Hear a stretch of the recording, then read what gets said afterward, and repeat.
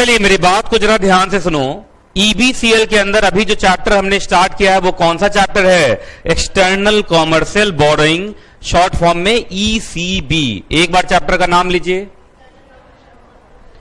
एक बार और, एक बार और, 3 बार नहीं बोलते हैं।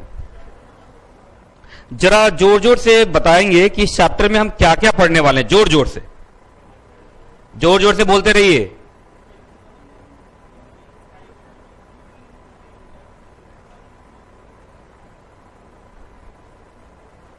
जोर जोर से कहां बोल रहे हो? जोर जोर से बोलो।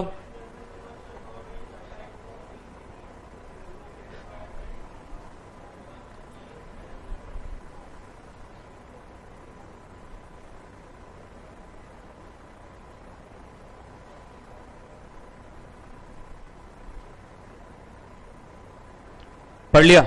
काफी कुछ है इस चैप्टर के अंदर, नहीं?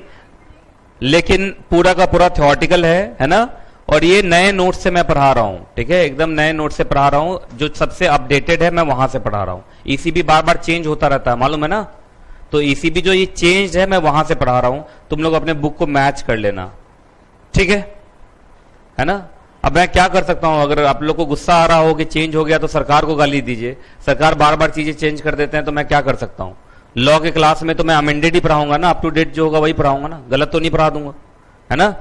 अब मुझे भी तो प्रॉब्लम होती है, हर दिन क्लास में आने से पहले देखना पड़ता है, कोई चेंज हो गया फिर से नोट्स बनाना पड़ता है, अब फिर बच्चों को जल्दी जल्दी भेजो, फिर खुद भी तो तैयार होना पड़ता है मुझे, है ना? लेकिन यह कि अपडेटेड पढ़ लोगे तो ज्यादा अच्छा है। एक बार मैं गलत पढ़ा दूं फिर अमेंडमेंट के नाम से यूट्यूब पे हल्ला मचाऊं, चेंज हो गया, चेंज हो गया। इससे अच्छा है कि क्लास में जब पढ़ो तो साथ साथ अपडेटेड ही पढ़ते चलो, वो ज्यादा अच्छा है कि नहीं अच्छा? पहले बताइए। एक बार थोड़ी मुश्किल जरूर आएगी कि बुक में टिक विक लगाना पड़ेगा, चेंज वेंज करना पड़ेगा, लेकिन एक मेहनत एक बार ही होगी, वो ज्यादा अच्छा है मेरा मानना है ना? तो चलिए शुरू करें फिर। External commercial borrowing. मैं देखता हूं बहुत सारे लोग डरते हैं इस चैप्टर से, क्योंकि एकदम सुपर थ्योरेटिकल है। थ्योरेटिकल ही नहीं, सुपर थ्योरेटिकल है। और ये चैप्टर पहले सिक्योरिटी लॉ में भी होता था, लेकिन आज भी हो सकता है कि सिक्योरिटी लॉ में भी पूछ ले। ये तो अच्छी बात है कि मॉड्यूल सेकंड है, इसी में सिक्योरिटी लॉ, इसी में ईबीसीएल है, तो एक बार पढ़ोगे तो दोनों जगह काम आ जाएगा। पर मेरा एडवाइस है कि जब सिक्योरिटी लॉ के एग्जाम के लिए तैयार होना, एक बार इसको देख लेना बस। तो इसमें कहीं लिख दो ऊपर, also in security law, also in security law, ठीक है? बस एक बार सिक्योरिटी लॉ के एग्जाम के लिए आप सिर्फ देख के चले जाना बस इसको। चलिए शुरू करते हैं। ईसीबी क्या होता है ना? देखो देखो सारे बच्चे इधर देखो, इसके नाम में ही सब कुछ है, ईसीबी। अब जरा ध्यान से सुनिएगा। सबसे पहले इस चैप्टर के अंदर हम देखेंगे कि लोग कर रहे हैं बोरोइंग। बोरोइंग का मतलब उधार ले रहे हैं। क्या ले रहे हैं? उधार। बोरोइंग का मतलब उधार ही होता है ना? तो इस चैप्टर के अंदर हम देखेंगे कि जो कंपनीज हैं वो क्या लेती हुई नजर आएंगी? उधार लेते हुए नजर आएंगी, कंपनी या कंपनी जैसे और भी लोग, ठीक है? अच्छा, जो कंपनी उधार ले रही होगी वो किस पर्पस के लिए ले रही होगी? कॉमर्शियल पर्पस के लिए, है ना? कॉमर्शियल पर्पस का मतलब जो उधार का पैसा लेंगे हम अपने बिजनेस में लगाएंगे, पर्सनल यूज के लिए नहीं, कॉमर्शियल पर्पस के लिए।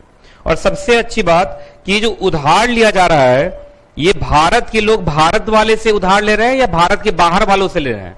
एक्सटर्नल। एक्सटर्नल का मतलब आउटसाइड इंडिया। हम भारत के बाहर वालों से भारत में उधार ले रहे हैं, है ना? तो समझ में आ गया external commercial borrowing. External commercial borrowing वो टेक्निक है जिसके अंदर कोई इंडियन पार्टी किसी फॉरेनर से क्या लेते हैं? बोरोइंग्स लेते हैं, लोन लेते हैं कॉमर्शियल पर्पस के लिए। कौन से पर्पस के लिए? कॉमर्शियल पर्पस के लिए। बात समझ में आ रही कि नहीं आ रही? पहले बताइए। तो एक बात बताओ, अगर मैं तुम लोगों से पूछूं, जैसे मान लीजिए मैं एक इंडियन बिजनेसमैन हूं, मैं एक इंडियन बिजनेसमैन हूं, अब मान लीजिए मुझे एक बहुत बड़ा कॉन्ट्रैक्ट मिला रोड बनाने का। मान लीजिए मुझे कॉन्ट्रैक्ट मिला है रोड बनाना। अब रोड बनाने में मान लीजिए 1000 करोड़ रुपया खर्च होना है। कितना खर्च होना है? 1000 करोड़। अब 1000 करोड़ कहां से आएगा भाई? तो 1000 करोड़ मैं इंडिया से भी रेज कर सकता हूं और आउटसाइड इंडिया भी रेज कर सकता हूं, है ना? 1000 करोड़ अगर मुझे जरूरत है तो मैं रेज क्या कर सकता हूं? इंडिया से भी और इंडिया के बाहर से भी। इंडिया में मैं शेयर्स बेच के पैसा उठा सकता हूं, तो उसको बोलते हैं इक्विटी का रूट। मैं इंडिया के अंदर से उधार ले सकता हूं, इंडियन बैंक से उधार ले लिया, इंडिया के अंदर डिबेंचर इशू कर दिया, इंडिया के अंदर बॉन्ड इशू कर दिया, तो इक्विटी डेट। आउटसाइड इंडिया, मान लीजिए इंडिया वाले ने मुझे इक्विटी और डेट दोनों से मालूम चला सिर्फ 600 करोड़ आया, तो अभी भी 400 करोड़ रुपया शॉर्टफॉल रह गया। तो 400 करोड़ के लिए हो सकता है मैं भारत के बाहर चला जाऊं और भारत के बाहर वाले से पैसा लेके आऊं। भारत के बाहर जाओगे तो वहां भी है इक्विटी, वहां शेयर बेचो, वहां जब शेयर बेचोगे तो वहां पर नाम आएगा एडीआर, जीडीआर, ये सब। या आप वहां से भी क्या ले लो, डेट। डेट का मतलब उधार। अब उधार लेंगे तो ठीक है, वहां पे या तो डेट सिक्योरिटी इशू कीजिए। अब वहां डेट सिक्योरिटी देखोगे तो वहां पर होगा FCCB, foreign currency convertible bond, FCEB, foreign currency exchangeable bond. ये सब तुम लोग सिक्योरिटी लॉ में पढ़ोगे। कहां पढ़ोगे? सिक्योरिटी लॉ में। अभी सिर्फ सुन के छोड़ते चलो, ठीक है। और दूसरा एक नया कॉन्सेप्ट है कि आप वहां से क्या उठा सकते हैं, ईसीबी भी उठा सकते हैं। आप वहां से लोन ले सकते हैं। जब लोन हम भारत के बाहर से लेते हैं तो हम उसको बोलते हैं हमने क्या उठा लिया, ईसीबी। तो ये बात समझ में आ गया? तो जल्दी बताओ, कोई एक इंडियन पार्टी को अगर फंड रेज करना है तो कहां कहां से कर सकता है? वो इंडिया से भी कर सकता है। मालूम चला इंडिया में उन्होंने शेयर्स बेच दिया तो हमने क्या कहा, इक्विटी के थ्रू पैसा आ गया। इंडिया में मालूम चला लोन ले लिया, डिबेंचर इशू कर दिया, बॉन्ड इशू कर दिया, तो हम क्या बोलते हैं कि डेट के थ्रू पैसा उठा लिया। तो मालूम चला इंडिया से 600 करोड़ आ गया, लेकिन अभी भी 400 करोड़ चाहिए। अब 400 करोड़ के लिए इंडिया के बाहर से पैसा मांगना पड़ेगा। इंडिया के बाहर से मतलब फॉरेनर से। किससे? फॉरेनर। फॉरेनर को क्या बोलते हैं हम? Non resident. क्या बोलते हैं? Non resident. मतलब वो इंडिया में रहने वाला नहीं, इंडिया के बाहर रहने वाला है। तो फॉरेनर से अगर इक्विटी के थ्रू पैसा मांगोगे तो क्या वर्ड आएगा, ईडीआर, जीडीआर। ये सब तुम सिक्योरिटी लॉ में पढ़ोगे, एक चैप्टर है प्रॉपर्टी। दूसरा आप डेट के थ्रू, तो डेट में डेट सिक्योरिटी इशू करोगे तो एफसीसीबी, एफसीईबी, ये सब इशू करके पैसा उठाओगे। और नहीं सीधा लोन लेना है तो उस केस में आप ईसीबी के नाम से भी पैसा उठा सकते हो। तो जल्दी बताइए, इस चार्ट में ईसीबी कहां फॉल कर रहा है? तो ईसीबी फॉल कर रहा है एक तो डेट सिक्योरिटी, और डेट में भी आउटसाइड इंडिया।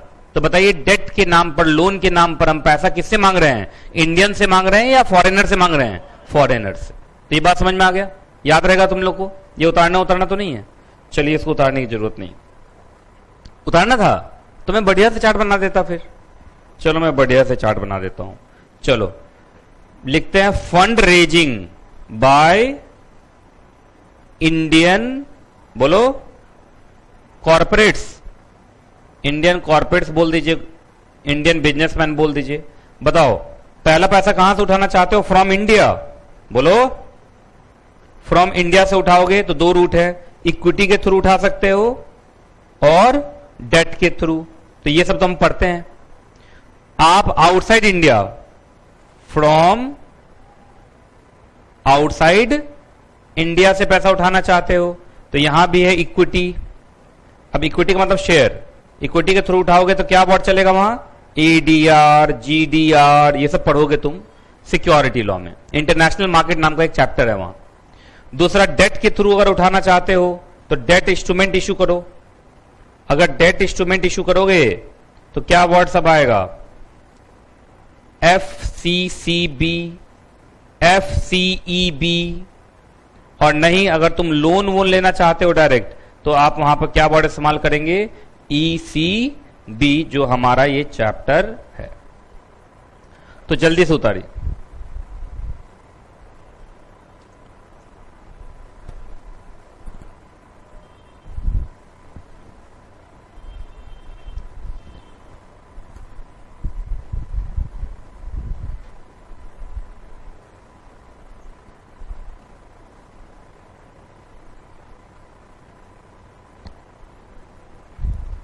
ठीक है, कोई दिक्कत तो नहीं है? तो ईसीबी समझ में आ गया? ईसीबी एक तो लोन है, डेट वाला पार्ट है। डेट का मतलब उधार, और उधार लिया जा रहा है किससे? From outside India. कौन से पर्पस के लिए? कॉमर्शियल पर्पस के लिए। तो नाम हो गया external commercial borrowing. Borrowing commercial purpose के लिए फ्रॉम एक्सटर्नल सोर्सेस। एक्सटर्नल का मतलब आउटसाइड इंडिया। ठीक है, याद रहेगा? हटाओ इसको। चलो लाइन बाय लाइन। ईसीबी का क्या मीनिंग है देखिए आप। सबसे पहले ईसीबी का मतलब कॉमर्शियल लोन, मैंने बोल ही दिया था, लोन फॉर कॉमर्शियल पर्पस। कौन ले रहा है भाई? तो रेजिडेंट एंटिटी। रेजिडेंट का मतलब इंडियन, रेजिडेंट का मतलब इंडियन। और किससे ले रहा है? फ्रॉम नॉन रेजिडेंट एंटिटीज, मतलब फॉरेनर। तो ये सब लिख लिया तुमने, फॉरेनर, इंडियन, ये सब वर्ड लिखा? लिख लो। तो कॉमर्शियल लोन कौन ले रहा है? Indian entities. इंडियन एंटिटीज का मतलब जो भारत के लोग हैं, एंटिटी का मतलब वाइडर है, इसमें कॉर्पोरेट्स भी आएंगे, अदर लोग भी आएंगे, है ना, मतलब इन टोटल सारे बिजनेसमैन आएंगे, ठीक है। दूसरा बताओ क्या? तो लोन लिया जा रहा है इंडियन के द्वारा, किससे? फॉरेन एंटिटीज से। उसको क्या बोलते हैं एग्जैक्टली? External commercial borrowing. चलिए अब लाइन बाय लाइन पढ़ते जाना स्पीड में। अब चलिए एक क्वेश्चन पूछ रहा हूं तुम लोगों से, उसका जवाब दो। मालूम चला कि रिलायंस इंडस्ट्रीज लिमिटेड ने 5,000 $, $5 ऐसे लिखते हैं क्या? 5,000 $, का लोन लिया। क्या लिया? लोन लिया फ्रॉम अमेरिकन डेवलपमेंट बैंक। बोलो क्या ये ईसीबी है? क्या ये ईसीबी है? कैसे ईसीबी है? सबसे पहले Reliance industries limited is the resident entity, मतलब ये भारत की रेजिडेंट है, इंडियन कंपनी है, तो ये इंडियन मानी जाएगी। उसके बाद इसने लोन लिया फॉर कॉमर्शियल पर्पस, तो ये हो गया, है ना। और तीसरा किससे लिया? मान लीजिए American development bank. American development bank कहां का है? अमेरिका का है, तो वो क्या हो गया? Non resident. तो ये हो गया, ये ट्रांजेक्शन क्या हो गया? ईसीबी का। चलिए जी, बाकी ईसीबी आप जब भी लेंगे तो ईसीबी भारत के बाहर से ले रहे हैं। अब भारत के बाहर से लेंगे तो फॉरेन एक्सचेंज में आएगा, और फॉरेन एक्सचेंज में आया तो फेमा लग जाएगा। कौन सा लॉ लग जाएगा? फेमा। तो ईसीबी का लीगल फ्रेमवर्क बताओ। सबसे पहले लगेगा फेमा। फेमा जानते हैं ना आप? आपके ईबीसीएल के अंदर ही है फेमा। जब भी फॉरेन एक्सचेंज आएगा कौन सा लॉ अट्रैक्ट हो जाता है? फेमा। अच्छा, सिर्फ फेमा के सेक्शंस लगेंगे या फेमा के अंदर बनाए गए रूल्स एंड रेगुलेशंस भी? तो चलो नंबर 1 फेमा, टिक लगाया नंबर 1 फेमा। नंबर 2 जरा एक रेगुलेशन का नाम बोलो। फॉरेन एक्सचेंज मैनेजमेंट बोरोइंग और lending in foreign exchange regulation 2018, तो ये हो गया number 2। Number 3 foreign exchange management guarantee regulation 2000, number 3। और नंबर 4 क्या आरबीआई भी समय समय पर और भी बहुत सारी डायरेक्शंस इशू करता रहता है? बोलो।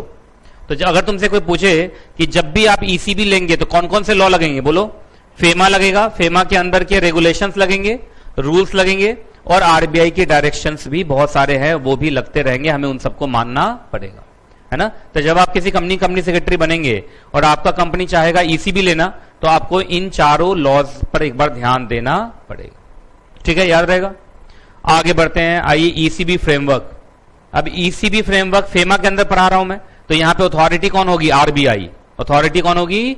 आरबीआई। सेंट्रल गवर्नमेंट कौन होगा? मिनिस्ट्री ऑफ फाइनेंस, है ना। ये सब कहीं लिखना है तो लिख लो ऊपर में। तो बताइए सेंट्रल गवर्नमेंट का मतलब मिनिस्ट्री ऑफ फाइनेंस, और authority is equal to RBI. अब थोड़ा फेमा पढ़ना पड़ेगा तुम लोगों को, कुछ वर्ड यहां ना ऐसे ऐसे आएंगे। अभी इसलिए नहीं बोला थ्योरेटिकल चैप्टर है, थोड़ा तुम्हें समझने में दिक्कत आ सकती है क्योंकि तुमने अभी फेमा नहीं पढ़ा है। फेमा के टर्म्स आएंगे बार बार, तो मैं थोड़ा थोड़ा तुम्हें बताता चलूंगा, ठीक है। चलिए शुरू करें। हेडिंग बोलो जोर से हेडिंग बोलो। बस यही जोर है तुम्हारा, बस इतना ही। हाँ, ये हुई ना बात, है ना। जिसकी आवाज में है दम वो है बाजीराव सिंघम, है ना। तो इसी बात पे एक बार और बोल के दिखाओ। लड़कियां भी बोली हैं कि हम भी हैं बाजीराव सिंघमी। बाजीराव, अच्छा सिंघम का उल्टा सिंघमी होगा ना। चलिए शुरू करते हैं। अब ध्यान देना तुम लोग, मैं थोड़ा स्पीड बोलूंगा, टिक लगाते जाना जल्दी जल्दी, ठीक है। इस सबके नोट से मैच कर रहा है या कुछ के ही नोट से मैच कर रहा है? अच्छा अभी तक तो सही लग रहा है देखते जाना, वो अगले पेज से ही पता चल जाता है। अगले पेज से पता चल जाएगा तुम्हारे पास नई बुक है कि पुरानी बुक है ना। ठीक है, शुरू करें। चलो सबसे पहले करेंसी ऑफ बोरोइंग, मैं ये पैरामीटर समझाता हूं और तुम आंसर बोलते जाना। अच्छा एक बात बताइए, जो हम बोरोइंग करेंगे मतलब भारत के बाहर से जो लोन लेंगे, लोन का करेंसी क्या क्या हो सकता है? तो सुनिए, फॉरेन करेंसी डेनोमिनेटेड भी हो सकता है, मतलब फॉरेन करेंसी में भी आ सकता है, और इंडियन करेंसी में भी आ सकता है। मतलब ECB can take in 2 forms, है ना। The first is foreign currency, second is Indian rupees also. तो दोनों हो सकता है, उसमें कोई दिक्कत वाली बात नहीं है। लेकिन अगर फॉरेन करेंसी हुआ तो कौन सा फॉरेन करेंसी होगा? तो any freely convertible foreign currency, any पे टिक लगाओ। पर एनी करेंसी, मैंने सिर्फ एनी करेंसी नहीं बोला, एनी फ्रीली कन्वर्टेबल करेंसी बोला है। तो आपको याद होगा कुछ ही करेंसी भारत पूरे वर्ल्ड में ऐसे हैं जो फ्रीली कन्वर्टेबल हैं, जैसे यूएस डॉलर है, यूरो है, येन है। बस ये 3-4 बड़े बड़े कंट्री के करेंसी जो हैं वो फ्रीली कन्वर्टेबल हैं, और करेंसी फ्रीली कन्वर्टेबल नहीं है। जैसे थाईलैंड का करेंसी है थाई बात, क्या बोलते हैं उसको, थाई बात। बात मतलब नहाने वाला नहीं, बात है ना, BATH बोलते हैं, थाई बात है ना। तो थाई बात जो है वो फ्रीली कन्वर्टेबल नहीं है, वो थाईलैंड में, इंडिया में, आसपास से कंट्री में कन्वर्ट हो जाता है, लेकिन उधर उसको ले जाओगे किसी ऐसे साउथ अफ्रीका की कंट्री में तो हो सकता है कि वो कन्वर्ट ना हो। लेकिन डॉलर पूरे वर्ल्ड में कहीं भी कन्वर्ट होता है। समझ में आ गया? तो जल्दी बताइए, अगर फॉरेन करेंसी डेनोमिनेटेड होगा तो वो फ्रीली कन्वर्टेबल करेंसी होना चाहिए, और अगर इंडियन रुपीज डेनोमिनेटेड है तो इंडियन रुपी होना चाहिए। चलिए आगे बढ़े। फॉर्म ऑफ ईसीबी, ईसीबी जो तुम लोगे उसके तरीके क्या क्या हो सकते हैं। तो पहले देखते हैं फॉरेन करेंसी डेनोमिनेटेड अगर है तो क्या क्या तरीके हो सकते हैं, टिक लगाते जाना। सबसे पहले लिखो लोन, लोन को गोल करो, लोन के नाम से ले सकते हो। लोन में क्या क्या हो सकता है बताओ, बैंक लोन हो सकता है, फ्लोटिंग या fixed rate notes, bond, debenture भी इशू कर सकते हैं आप, प्रोवाइडेड वो सब के सब फुल्ली या कंपल्सरली कन्वर्टेबल इंस्ट्रूमेंट होने नहीं चाहिए। क्योंकि याद होगा जो कन्वर्टेबल होता है वो तो बाद में शेयर्स में कन्वर्ट हो जाता है, और जब हम बात कर रहे हैं यहां पे लोन की, तो लोन का मतलब सिर्फ डेट होना चाहिए, तो इसका मतलब प्योर डेट होना चाहिए, कन्वर्टेबल सिक्योरिटीज नहीं होना चाहिए। पर एक हो सकता है पार्टली कन्वर्टेबल चलेगा, पार्टली चलेगा। देखो लिखा हुआ अदर देन, किसमें लिखा है, सिर्फ फुल्ली में लिखा है ना, इसका मतलब पार्टली चलेगा। चलिए जी, तो ये नंबर 1 था, इसको नंबर 1 लिखो, यहां तक नंबर 1 थोड़ा लिख लो, तुम लोग को याद करने का तरीका सिखा दे रहा हूं, तुम्हारे लिए कर रहा हूं ये सब। नंबर 2 ट्रेड क्रेडिट्स जो कम से कम कितने साल का हो, 3 साल से ऊपर। तीसरा FCCB अलाउड है। चौथा FCEB अलाउड है। इसका मतलब FCCB FCEB को ये क्या मान लेता है, ECB ही मान लेता है। तो इसका मतलब अपना जो चार्ट हमने बनाया था, आप इसको ऐसे कर सकते हैं, लेकिन हर जगह नहीं मानता है ये, कुछ जगहों पे मानता है। तो सिर्फ डॉटेड लाइन देना, बस क्या देना, सिर्फ डॉटेड लाइन। ये चार्ट उतारा था ना अभी, इसमें डॉटेड लाइन दे दो। अच्छा तुम्हें दिख नहीं रहा हो कहां डॉटेड लाइन देना ना, ये सिर्फ एक डॉटेड लाइन दे देना। अच्छा बताओ डॉटेड क्यों दे रहा हूं मैं, क्योंकि फॉरेन करेंसी वाले में तो ये माना जाता है ECB, लेकिन इंडियन रुपीज वाले में ECB माना नहीं जाता है, इसलिए इसको सीधा लाइन खींचेंगे डॉटेड। डॉटेड मतलब कंडीशनल है। अगर ये फॉरेन करेंसी डेनोमिनेटेड होगा तो ये क्या मान लिया जाएगा, ये ECB माना जाएगा, FCCB और FCEB। अब FCCB और FCEB क्या होता है, तुम कहां पढ़ोगे, सिक्योरिटी लॉ में, अभी भूल जाओ। अब दोनों बॉन्ड है ना, लास्ट में वर्ड क्या लगा हुआ दोनों के, बॉन्ड। बॉन्ड और बॉन्ड हमेशा क्या होता है, डेट। याद है, डिबेंचर इंक्लूड्स द बॉन्ड, बचपन में पढ़ा था ना, ये ऐसे कर लिया तुम लोगों ने। चलिए अब ये सब देखो, अब ये सब बताने में मैं अगर रहूंगा तो ये चैप्टर कभी कंप्लीट ही नहीं होगा, क्योंकि ये हमारा ऑब्जेक्टिव अभी ये सब नहीं पढ़ना है कि ट्रेड क्रेडिट क्या होता है, ये क्या होता है। मुझे बस ये बताना कि ECB कितने तरीके से आ सकता है, बात समझ में आ रहा है। तो ये सब कुछ चीजें आपको थ्योरेटिकल हैं जो रटना पड़ेगा, है ना। अब मैं अब ट्रेड क्रेडिट पर आधा 1 घंटा लगा दूंगा, उतना को तो वेटेज ही नहीं इस चैप्टर का, समझ रहे हो। तो कुछ जहां मैं ना पढ़ाऊं ना, तुम समझ जाना कि उसका ज्यादा वेटेज नहीं है, टाइम खराब होगा, इसलिए इसको सीधा आपको रट के लिख देना है। मैंने तो शुरू में बोला था थ्योरेटिकल चैप्टर। चलो बिना, और लास्ट में फाइनेंशियल लीज, तो कितने हो गए, 1 2 3 4 5 5 1 2 3 4 5 लिखी हो, देखिए ना। तो 1 2 3 4 5 जरूर लिख लेना, तुम्हें याद करने में आसानी रहेगी। चलिए देखिए, अगर इंडियन INR डेनोमिनेटेड है तो उसमें पहला तो सेम है, नंबर 1 सेम है, नंबर 2 भी सेम है, नंबर 3 नंबर 5 इसका नंबर 3 है। इसका मतलब बीच में कौन कौन गायब हो गया, FCCB गायब हो गया और FCEB गायब हो गया। ऐसे भी इसका नाम है फॉरेन करेंसी कन्वर्टेबल बॉन्ड, तो ये तो हमेशा फॉरेन करेंसी में रहेगा ना, इंडियन रुपीज में तो नहीं रहेगा। नहीं समझ में आया लोग, अब समझ में आ गया FCCB और FCEB को क्यों अलग किया गया। जो इसके साथ ही क्या वर्ड लगा हुआ, फॉरेन करेंसी, फॉरेन करेंसी, तो वो तो कौन साइड रहेगा, फॉरेन करेंसी वाले साइड में रहेगा, इंडियन करेंसी साइड में तो नहीं रहेगा। हाँ, लेकिन उस केस में ये एक और बढ़ा दिया है, प्लेन वेनिला रूपी डेनोमिनेटेड बॉन्ड, ये एक बढ़ा दिया। अब कोई बच्चा पूछेगा ये क्या होता है, अब इसमें बहुत टाइम लगेगा समझाने में, तो आप इसको छोड़ दो, याद करके छोड़ दो। तो जल्दी बताइए, सब मिला के यहां पे मुझे लगते हैं कितने हो गए, 1 2 3 4। अच्छा प्लेन वेनिला रूपी डेनोमिनेटेड बॉन्ड्स में आप चाहे वो प्राइवेट प्लेसमेंट के थ्रू आए हो, यहां लिखो प्राइवेट प्लेसमेंट। प्राइवेट प्लेसमेंट समझते हो ना? अरे तुम लोग मॉडल फर्स्ट पूरा पढ़ चुके हो, मॉडल सेकंड में हो अब। और दूसरा या लिस्टेड, लिस्टेड का मतलब पब्लिक इशू लाके, है ना? तो चाहे वो प्राइवेट प्लेसमेंट से तुमने बाहर बेचा हो या तुमने उसका पब्लिक इशू लाके लिस्टेड करा दिए हो, जो भी रूट से हो, ये भी काउंट हो जाएगा। तो बताओ अगर आईएनआर डेनोमिनेटेड है तो कितने रूट हैं लेने के ईसीबी? 4। 4 का नाम बताओ। पहला तो लोन हो गया, लोन में बहुत कुछ था। दूसरे क्रेडिट, तीसरा फाइनेंशियल लीज, चौथा प्लेन वेनिला रूपी डेनोमिनेटेड बॉन्ड। अच्छा, वेनिला का उल्टा क्या होता है? स्ट्रॉबेरी। अच्छा अच्छा। और क्या होता है? चॉकलेट। चॉकलेट वाला तो मुझे घटिया लगता है, पता नहीं मुझे चॉकलेट। आजकल देख रहा हूं मैं, आजकल चॉकलेट का कुछ ज्यादा ही जमाना है। चॉकलेट केक, चॉकलेट आइसक्रीम, हर चीज में चॉकलेट ही डाल रहे हैं ये लोग, है ना? और ज्यादा चॉकलेट डालने से ना वो तीखा हो जाता है, मुझे ऐसा लगता है। पता नहीं आप लोग को लगता है कि नहीं।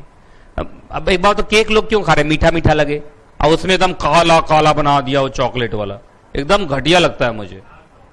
वही डार्क चॉकलेट में मतलब काला काला, है ना? तो मुझे तो अच्छा नहीं लगता। मैं तो हमेशा जब वो कभी आइसक्रीम सब खाता हूं, ऑरेंज वाला नहीं होता जो खा के जीभ भी ऑरेंज जैसा हो जाए। बचपन में हम लोग खाते थे, ऐसे ऐसे चाटते थे उसको, तो कुछ जीभ निकालो तो ऑरेंज हो जाएगा। पता नहीं आजकल मिलता है कि नहीं, ऐसा मिलता है आजकल। तो वो मुझे ज्यादा अच्छा लगता है, का वो बच्चे खाते हैं। अच्छा, एक आम वाला होता है, कच्चा आम वाला एक होता है, वो भी शायद अच्छा लगता है ना। चलिए, अच्छा एक बात बताइए, ये तो फॉर्म ऑफ ईसीबी हो गया। अब हमारे जोर से बोले क्या पढ़ने जा रहे हैं? एलिजिबल बोरोवर, मतलब कौन कौन एंटिटीज ईसीबी उठा सकती है, मतलब कौन कौन एंटिटीज भारत के बाहर से ईसीबी के नाम पर पैसा ले सकती है। चलो इसको रट लेना अच्छे से। नंबर 1, मोटा मोटा टाइप करो। नंबर 1, जितने लोग एफडीआई ले सकते हैं उतने लोग ईसीबी भी ले सकते हैं। अब सीधा सा बात है, जो एफडीआई ले सकता है वो ईसीबी तो ले सकता है। अच्छा, ईसीबी एक तरीके से एफडीआई जैसा नहीं हो गया? बस एफडीआई होता है वो इक्विटी में होता है। कहां होता है वो? इक्विटी में। ये डेट में, इसलिए इसका क्या नाम पड़ गया? ईसीबी। लेकिन देखा जाए तो याद रखना, ये भी लगभग एफडीआई में काउंट हो जाएगा। जब एफडीआई का लिमिट नहीं निकालते हम, सेक्टरल लिमिट, तो बहुत जगह ये काउंट हो जाता है, क्योंकि भारत के बाहर से तो पैसा आया है ये भी। नंबर 2 पे ये हो गया नंबर 2। फर्दर की जगह पे नंबर 2 लिखो, फर्दर के सामने लिख दो नंबर 2, लिख दिया। नंबर 2 में कौन कौन है देखो तो? Port trust, units in SEZ, आज हम एसईजेड पढ़ने वाले हैं, सेज पढ़ने वाले हैं। सिडबी, नाम सुना सिडबी का? स्मॉल, है ना, स्मॉल स्केल वालों के लिए ये। और एक्जिम बैंक, एक्जिम बैंक का नाम सुना है? एक्सपोर्ट इंपोर्ट बैंक, है ना? तो ये, तो इसका मतलब कितने कैटेगरी यहां दिखाया? 2 कैटेगरी दिखाया। कौन कौन कैटेगरी? फर्स्ट तो सारे एफडीआई वाले, अब प्लस सेकंड में 4 और जोड़ दिया। चलिए अब इधर देखते हैं, अगर इंडियन रुपीज वाला है तो कौन कौन ले सकता है? सबसे पहले तो तुम्हारा ए में बोल दिया ये दोनों, कहा जो फॉरेन करेंसी वाला ले सकता है वो ये भी ले सकता है। ये हो गया, ये लिखा ना, all entities eligible to raise. तो ये पहला दोनों कॉपी हो जाएगा उधर। 2 के बाद तीसरे नंबर पे अब आओ, तो इसमें 2 आ गया, जल्दी बताओ। इसमें 2 आ गया ना। अब तीसरे नंबर बताओ कौन कौन? जैसे एक तो आप रजिस्टर्ड होने चाहिए, registered entities, for example micro finance activity करने वाली, not for profit companies, registered societies, registered trust, registered cooperative and NGO. तो सब मिला के बताओ जल्दी से क्या है, कितना हो गया इसमें? ऐसे कैटेगरी देखेंगे तो 3 हो गया, क्योंकि 2 उधर से आया, तीसरे नंबर पे ये। थर्ड कैटेगरी में कितने लोग हुए? 1 2 3 4 5 6। ये समझ में आ गया? तो अगर मैं पूरा गिन जाऊं तो 6 4 10 से 11 हो गया इधर। बताओ 11 कैसे हुआ? 6 तो ये हुआ, 4 ये हुआ, 6 4 10 और 1 11। नहीं समझ में आया? ठीक है, तो इधर हो गए 11। तो तुमको 11 लिखना है इस साइड। तो लिखना चाहोगे ऐसे करके? इसके सामने लिखो 6, ऐसे लिखो ना, तुम लोग को याद करने का तरीका सिखाता हूं। 6। अब इसमें जो है, इसमें आ गया तुम्हारा 4 और 1, और ये हो गया 1 और ये हो गया 4। अब समझ में आया कैसे कैसे हुआ? ये नहीं समझ में आया इन लोग को? ये समझ में आया कैसे मैंने ये गिनती लिखा? पहले लाइन में बोल दिया था जो फॉरेन करेंसी वाला है वो इंडियन में भी कॉपी होगा, तो फॉरेन करेंसी में कितना था? 4 1 5। तो 4 1 5 और इधर इंडियन वाले में 6 और जोड़ा तो 6 5 11। तो एग्जाम में याद रखना कि इंडियन साइड में लिखना है तुम्हें 11, माने इंडियन रुपीज साइड में कितना लिखना है 11, और उधर लिखना है कितना 5। याद रहेगा। अब याद करने का तरीका यही सब तो निकालोगे तुम। चलो हेडिंग। एक बात बताइए, कौन कौन लोग पैसा ले सकते हैं? अगर मैं बहुत बोलूं तो 11 है, मैंने बहुत है, मैक्सिमम 11 लोग है ना, है क्या? हाँ, अभी मैं बोरोवर की बात कर रहा था कि कौन कौन ले सकते हैं। ये बोरोवर थे, बोरोवर में कितने लोग थे 11। और लेंडर, लेंडर का मतलब अब इनको जो लोन देगा इसका मतलब ये फॉरेनर है, ब्रैकेट में लिखो फॉरेनर। लेंडर तो फॉरेनर ही होगा ना, और बोरोवर कौन होगा यहां लिखो तो इंडियन। बोरोवर के सामने लिख दो इंडियन, बोरोवर तो हमेशा इंडियन ही होगा, तभी तो ईसीबी हुआ वो। चलिए, जो लेंडर्स हैं वो कौन कौन हो सकते हैं? सबसे पहले लेंडर उन कंट्री से आना चाहिए जो FATF कंट्री है। FATF लगा दो, बॉक्स बना दो, FATF। और दूसरा ISCO कंट्री। अब ये सब तुम लोगों को पढ़ा चुका हूं, याद है? ISCO कौन है? सिक्योरिटी लॉ का इंटरनेशनल रेगुलेटर। तो जो लोग ISCO के मेंबर कंट्रीज हैं सिक्योरिटी लॉ में, जो लोग ISCO के मेंबर कंट्रीज हैं और जो FATF के क्या हैं मेंबर कंट्रीज हैं, बस उन्हीं कंट्रीज को अलाउ किया जाएगा। उसके आगे कुछ लिखा होगा काट देना, तुम्हारे बुक में अगर कुछ लिखा हो तो, कुछ लाइन लिखा हो तो कंट्री के बाद काट देना, है ना? 2-4 वर्ड लिखा हुआ होगा, है ना? इस बच्चे के पास पुराना वाला ECB है शायद, तो मैच करते रहना, देखना तो देखते हैं कितना चेंज है। ठीक है, समझ में आ गया? बोलो तो कौन कौन कंट्री के लोग दे सकते हैं पैसा? एक तो FATF, जो सुन रहे होगे आजकल की पाकिस्तान को FATF से हटाने की बात चल रही है ना? अभी ग्रे लिस्ट में है और उसको ब्लैक लिस्ट करने की बात चल रही है कि FATF से उसको हटा दिया जाए। तो FATF इंडिया एक मेंबर कंट्री, और भी अच्छे अच्छे कंट्रीज हैं FATF के अंदर। और दूसरा ISCO मेंबर कंट्रीज। तो 1 और 2 लिख लिया। अब नीचे मैं तुम्हें 3 और दिखाऊंगा, तो सब मिला के 5 हो जाएंगे। सब मिला कितने हो जाएंगे? 5। पहले नंबर 1 यहां लिखा, नंबर 1, नंबर 2 लिखा ऐसे करके। चलो नंबर 3 पे, multilateral and regional financial institution जहां इंडिया मेंबर कंट्री है। जैसे अभी सुना होगा, अभी मोदी साहब गए थे, बताओ तो, क्वाड मीटिंग में गए थे ना, सुना? क्वाड ही है ना? क्वाड में इंडिया है, USA है, जापान है और ऑस्ट्रेलिया है। तो क्या ये multilateral and regional financial group है इन लोग का?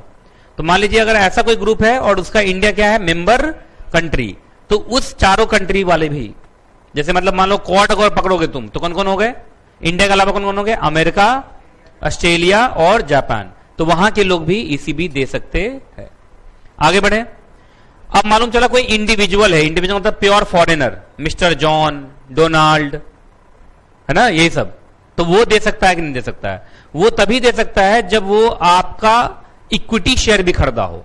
तो इसके लिए कंडीशन है, इंडिविजुअल को कब अलाउ करोगे तुम ECB देने के लिए?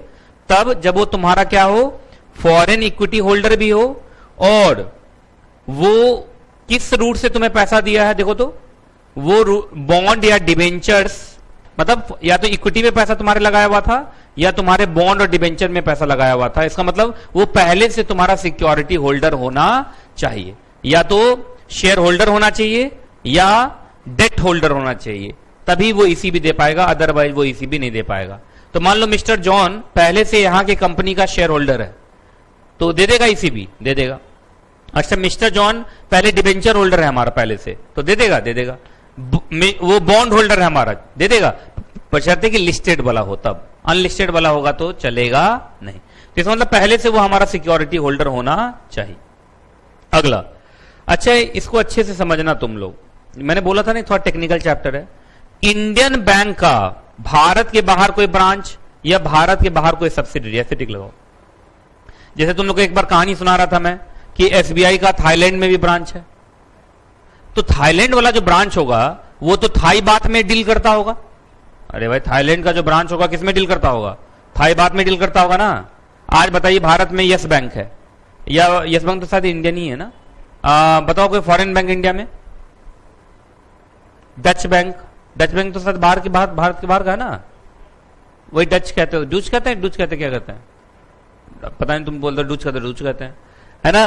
तो मान लीजिए वो बैंक, अब वो बैंक अगर इंडिया में है तो इंडियन रुपीज में तो डील करता होगा, तो हमारा भी बैंक कोई ब्रांच खोलेगा भारत के बाहर, तो उन कंट्री की करेंसी में डील करता होगा ना। नहीं समझ में आया? तो क्या हम ऐसे एसबीआई थाईलैंड से ईसीबी ले रहे हैं, चलेगा? एसबीआई थाईलैंड से हम क्या ले रहे हैं, ईसीबी ले रहे हैं, क्या चलेगा? लेकिन याद रखना, उनसे सिर्फ आप फॉरेन करेंसी में ले पाओगे।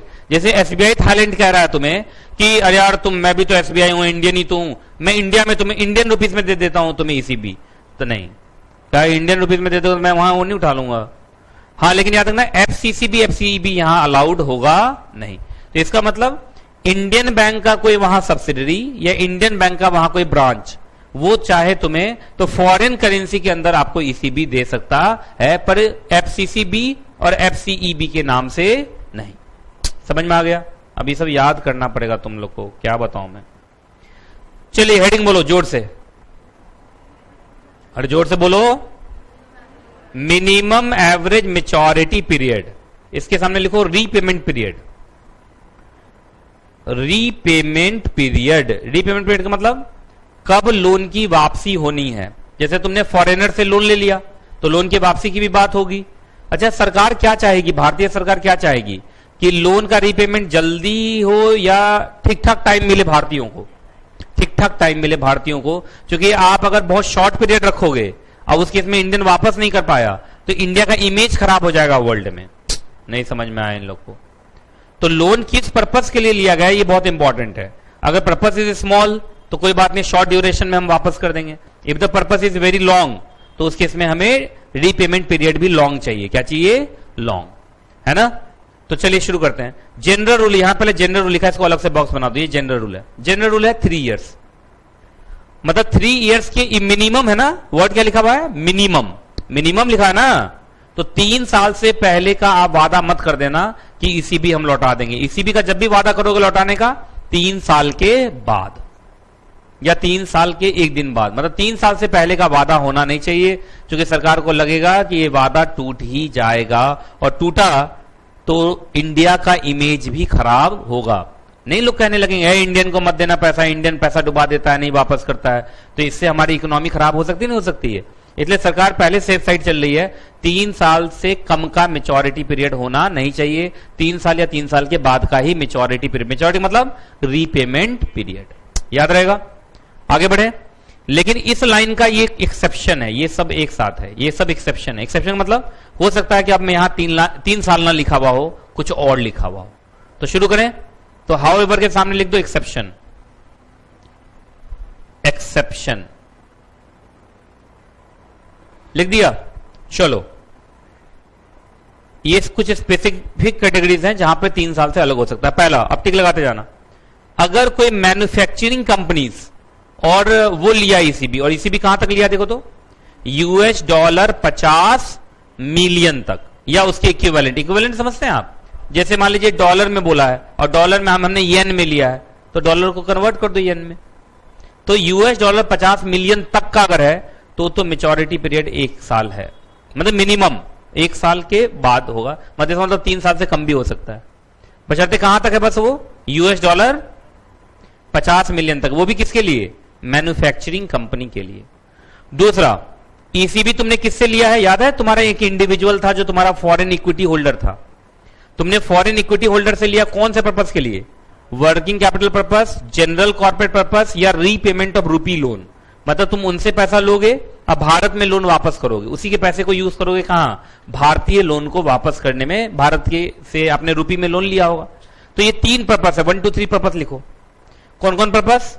Working capital, general corporate purpose और रीपेमेंट ऑफ रूपी लोन। तो वहां पर कितना एग्जैक्टली? 5 साल। 5 साल से कम में वो वापस नहीं करेगा, 5 साल के बाद ही वापस करेगा। ठीक है। चलिए, ईसीबी आपने लिया है कौन पर्पस के लिए? Working capital purpose, general corporate purpose या एनबीएफसी उनसे पैसा लेके आगे लेंडिंग करेगा। आपको याद है एनबीएफसी पहले पैसा लेते हैं, फिर एनबीएफसी भी भारत में लोन देते हैं, नहीं मालूम आपको? अरे एनबीएफसी के बारे में पढ़ाया ना तुम लोग को। तो एनबीएफसी का क्या बिजनेस है? वहां से पैसा लेगा और वही पैसे को भारत में लोन देने में यूज करेगा। तो अगर इन पर्पस के लिए है तो अच्छा, एनबीएफसी भी जो लोन दे रहा है कौन पर्पस के लिए दे रहा है? वर्किंग कैपिटल पर्पस के लिए या जनरल कॉर्पोरेट पर्पस के लिए। तो इसका मतलब या तो आपको सीधा मिल रहा है इस दोनों पर्पस के लिए, या एनबीएफसी के थ्रू मिल रहा है इन दोनों पर्पस के लिए। तो याद रखिएगा मेच्योरिटी पीरियड इज 10 ईयर्स। पर याद रहे ये वाला जो रूट है, ये वाला रूट में ये लोग नहीं दे पाएंगे आपको। इंडियन बैंक का फॉरेन ब्रांच नहीं दे पाएगा, इंडियन बैंक का सब्सिडरी नहीं दे पाएगा, ठीक है। और ये जो 10 साल वाली बात है, इसको स्ट्रिक्टली कंप्लायंस इसका करना पड़ेगा, तो इस बात को नोट करना है, ठीक है। अब बोलोगे सर इसमें और इसमें क्या डिफरेंस है? इसमें सिर्फ फॉरेन इक्विटी होल्डर से ले रहे थे, लेकिन आपको याद होगा लेंडर तो बहुत सारे हो सकते हैं, है ना? याद है? नहीं भूल गए तुम लोग? लेंडर से मिला के 5 है ना, एफएटीएफ, आईएसको, और उसके बाद 3 में एक था फॉरेन इक्विटी होल्डर, तो इसका मतलब ये बाकी 4 के लिए था। नहीं समझ में आया इसको? अरे बाकी 4 लेंडर है ना, ये 5 में एक ये था, तो इसके लिए तो 5 साल है, लेकिन 5 लेंडर में से उसको हटा दो तो बचे 4 लेंडर और, तो 4 लेंडर अगर दे रहे हैं तो यहां फॉल करेंगे। कहां फॉल करेंगे? 10 साल वाले में, ठीक है। तो बहुत दिमाग लगा के पढ़ना पड़ता है इसको। आगे चले, ईसीबी रेस्ड फॉर, क्या चीज के लिए तुम ईसीबी ले रहे हो? कि हम आपसे पैसा लेंगे और उसका क्या करेंगे? भारत में हम लोन लिए थे कैपिटल एक्सपेंडिचर के लिए, वो लोन वापस करना है। मतलब आपसे पैसा लेके मैं आगे लोन वापस करूंगा। या फिर वही एनबीएफसी लोन लिया और इसी पर्पस के लिए आपको लोन दिया। कौन पर्पस के लिए? ये ऊपर वाले पर्पस के लिए।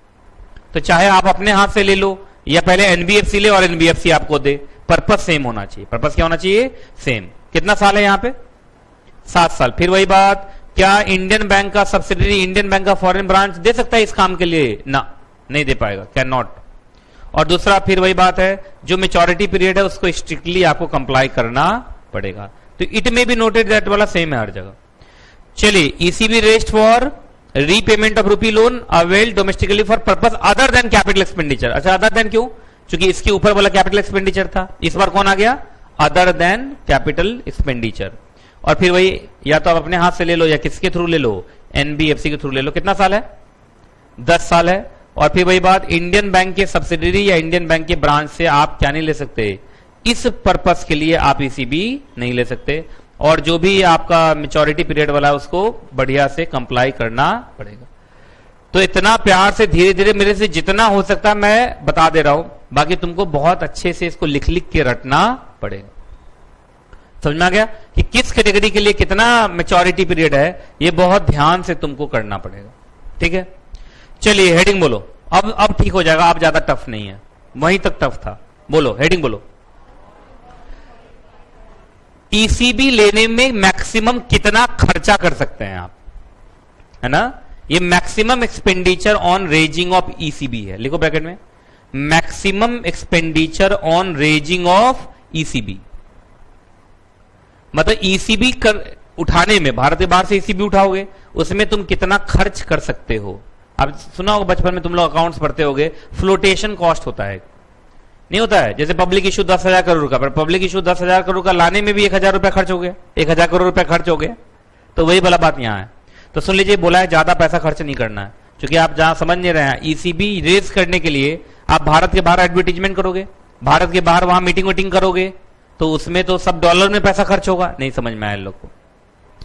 तो जानते हैं ना, फॉरेन करेंसी को खर्च कम करना है, तो वही लिखा है कि आपका जो पर एनम जो खर्च होगा वो benchmark rate plus 450 BPS spread. अब इसको याद करना पड़ेगा। बीपीएस का मतलब क्या होता है?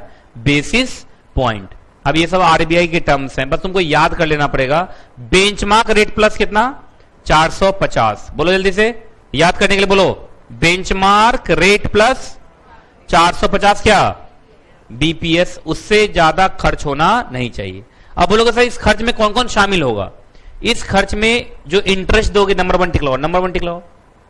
अरे ईसीबी लोगे तो लोन पे इंटरेस्ट दोगे ना तुम हर साल, तो वो हो गया। कोई अदर फीस होगा तो वो हो गया, अदर एक्सपेंसेस होंगे तो वो हो गया। चार्जेस कुछ किसी को देना पड़ेगा, बीच में कोई बिचौलिया हो सकता है जो ईसीबी दिलवाया होगा। गारंटी फीस हो गया, ईसीए चार्जेज हो गया। अभी सब याद करना पड़ेगा। अभी ईसीए सब क्या होता है छोड़ दो, सिर्फ याद करते चलो। चाहे तुमने ये सारे खर्चे फॉरेन करेंसी में किया हो या आईएनआर में। तो बोलो तो कितने चीजों को जोड़ के ये बनता है? 1 2 3 4 5 6। तो ये 6 खर्चे जोड़ के है, जो आपका हो सकता है कितना, बेंचमार्क प्लस 450 बीपीएस। ठीक है, लेकिन इसमें ये खर्चा नहीं आएगा, कमिटमेंट फीस नहीं आएगा और विथ होल्डिंग टैक्स नहीं होगा। तो क्या ये commitment fees with holding tax अलग से दे सकते हैं हम? बोलो, क्या ये खर्च अलग माने जाएंगे? ये खर्च अलग माने जाएंगे, ये इसमें कवर नहीं होगा। बात समझ में आ गया? तो कितने खर्च कवर होंगे? 6। और कितने खर्च कवर नहीं होंगे? 2। 2 का नाम बोलो। कमिटमेंट फीस और विथ होल्डिंग टैक्स। अच्छा, कुछ अदर कॉस्ट भी है, जैसे फॉर एग्जाम्पल मालूम चला तुमने समय से पहले वापस कर दिया। आप लोगों को ये भी मालूम होगा कि लोन हम समय से पहले वापस कर देते हैं तो भी कुछ पैसा कट जाता है, उसे बोलते हैं प्री पेमेंट चार्ज। क्या बोलते हैं? Pre payment charge, number 1। दूसरा, लेट दिया तो पेनल्टी लगा दिया होगा। तो ये जो 2 खर्चे हैं, प्री पेमेंट चार्ज या पीनल इंटरेस्ट, क्या ये सब का अलग से लिमिट बताया गया? इस सब का लिमिट अलग से है। जो भी रेट ऑफ इंटरेस्ट है आपका, जो कॉन्ट्रैक्टर मतलब अग्रीड, उसके 2% से ज्यादा होना नहीं चाहिए। क्योंकि आप नहीं समझ रहे, जो भी खर्चे हैं सब फॉरेन करेंसी में है, ज्यादा पैसा कटवा लोगे इन सब खर्चों में तो तुम्हारा लॉस होगा। तो जो सुनो, जैसे 10% था रेट ऑफ इंटरेस्ट, तो बहुत हुआ तो पेनल्टी उनल्टी जोड़ जार के, प्री पेमेंट चार्जेस जोड़ जार के 12 होगा, 12 से ज्यादा होना नहीं चाहिए। ये समझ में आया कि नहीं? पहले बताइए। अच्छा, ये जो 2% और बोला है, क्या ये ऑल इन कॉस्ट में आएगा या अलग से है? ये अलग से, will be outside of all in cost ceiling. तो बताओ, ऑल इन कॉस्ट सीलिंग में 6 खर्चे आते हैं, बाकी कुछ खर्चे नहीं आते हैं। बोलो कौन कौन खर्चे नहीं आते हैं? विथ होल्डिंग टैक्स नहीं आता है और कमिटमेंट फीस नहीं आता है, उसका कोई लिमिट भी नहीं है, वो कितना भी हो सकता है। बाकी प्री पेमेंट चार्ज या पेनल रेट ऑफ इंटरेस्ट 2% से ज्यादा नहीं हो सकता, और ये भी ऑल इन कॉस्ट में आएगा नहीं। याद रहेगा ये सब। आगे बढ़ते हैं। हेडिंग बोलो। अरे हेडिंग बोल दो जोर से। अच्छा, एक बात बताइए, एंड यूज का मतलब होता है कि खर्चा कहां करोगे। जो ईसीबी के नाम पर लोन उठा के लाओगे, उस पैसा को कहां यूज करोगे? तो ये तो सब जानता है सर, ईसीबी का मतलब एक्सटर्नल कॉमर्शियल बोरिंग है। तो कॉमर्शियल पर्पस के लिए हम खर्च करेंगे, अपने बिजनेस में खर्च करेंगे। तो कौन सा तुम्हारा बिजनेस होगा, क्या होगा, ये तो नहीं बता सकता। उल्टा लिस्ट जरूर बता दिया। बताइए, पॉजिटिव लिस्ट है या नेगेटिव लिस्ट है? नेगेटिव का मतलब कहीं भी खर्च करना बिजनेस में, पर यहां मत खर्च करना। ये बात समझ में आया? तो ईसीबी के नाम से जो पैसा उठाओगे, अच्छा बताओ, ईसीबी के नाम से पैसा उठाए, फॉरेन करेंसी में लोन लिए हो, तो फॉरेन करेंसी में लोन वापस भी करना पड़ेगा और फॉरेन करेंसी पर इंटरेस्ट भी देना पड़ेगा। तो भारत का तो फॉरेन एक्सचेंज कम हो जाएगा ना। नहीं समझ में आया? और मान लो उस पैसे को तुमने बर्बाद किया, याशी में बिता दिया, यहां पे ईसीबी ले लेके मौज कर रहे हैं, मॉल में घूम रहे हैं ईसीबी के पैसे से। ये गलत बात है, गलत बात है? पहले बताइए। आप मौज करेंगे, याशी में पैसा उड़ाएंगे, अपना तो बर्बाद करोगे ही, क्या देश का भी नाम खराब होगा? क्योंकि सुनिए, लोन का पैसा जिस पर्पस के लिए लिया गया उसी पर्पस में इस्तेमाल हो तो लोन की वापसी हो जाती है, लेकिन कहीं और इस्तेमाल हो तो वापसी करने में दिक्कत करोगे, तुम वापस करोगे नहीं, तुम्हारा भी नाम खराब होगा, तुम्हारे साथ साथ पूरे देश का नाम खराब होगा। इसलिए बोल दिया, ईसीबी से जो भी पैसा आएगा तुम कॉमर्शियल पर्पस के लिए इस्तेमाल करोगे। कॉमर्शियल पर्पस का मतलब तुम अपने बिजनेस में इस्तेमाल करोगे। अब तुम्हारा बिजनेस क्या होगा हमें क्या मालूम। हम उल्टा जरूर बोल दे रहे हैं कि यहां खर्च होना नहीं चाहिए, बाकी तुम अपने बिजनेस में खर्च करना। ठीक है, तो देखिए कहां खर्च नहीं हो सकता। रियल एस्टेट में मत लगा देना, क्योंकि रियल एस्टेट बहुत ज्यादा रिस्की है, कब पैसा बर्बाद हो जाए कुछ पता नहीं है। देखो कितने फ्लैट बन के नोएडा में, गुड़गांव में, पानीपत, सोनीपत में देखना बड़े बड़े बिल्डिंग्स बने हुए हैं और उसमें कौवा घूम रहा है। खाली खाली फ्लैट्स हैं, क्या है? खाली खाली पंछी घूम रहे हैं, कौवा घूम रहा है, आदमी नहीं दिख रहा। और बिल्डिंग बने बने 10-10 साल 5-5 साल हो गए हैं, बिल्डिंग एकदम अजीब से, फ्लैट नहीं बिका। अब फ्लैट नहीं बिका तो जो बनाया होगा उसका पैसा बर्बाद हो गया ना। तो रियल एस्टेट की हालत बहुत खराब है, सुना होगा आपने, आजकल रियल एस्टेट की हालत बहुत खराब चल रही है। दूसरा, शेयर मार्केट में पैसा मत लगाना, कैपिटल मार्केट में मत लगाना, नहीं तो बस हो जाएगा मामला खराब। कल मैंने शेयर ट्रेडिंग किया था, और कल मैंने तुम लोगों को सिखाया था ना ऑनलाइन शेयर ट्रेडिंग मॉड्यूल 2 में कि कैसे शेयर्स खरीदते बेचते हैं। तो कल मैंने एक शेयर खरीदा था, और देख कितने में खरीदा था, याद है तुम लोगों को? 30 रुपए 20 पैसे में खरीद के दिखाया था ना तुम लोगों की शेयर खरीदते कैसे हैं। सारे बच्चे थे ना कल क्लास में। तो आज मैं देखता हूं कि मेरा क्या हाल है। यही था ना रेल विकास से खरीदा था ना, रेल विकास निगम लिमिटेड। अरे वाह, 20 पैसा तो बढ़ गया। कल 30 रुपए 20 पैसे में मैं खरीदा था, आज 30 रुपए कितना है? 40 पैसे पर शेयर। कितना खरीदा था मैंने? 8। अच्छा, 1 पर 20 पैसे का फायदा, तो 8 पे कितने का फायदा? 1 रुपया 60 पैसा। तो 1 रुपया 60 पैसा मुझे मिल गया, है ना। अच्छा लेकिन मान लो अगर ये 1 करोड़ शेयर में खरीदा होता तो, आप देखो शेयर मार्केट में फायदा तब है जब बल्क में लें। अगर मैं कल 1 करोड़ शेयर लिया हुआ होता तो 1 करोड़ इंटू 20 पैसे कितना हो गया, 20 लाख।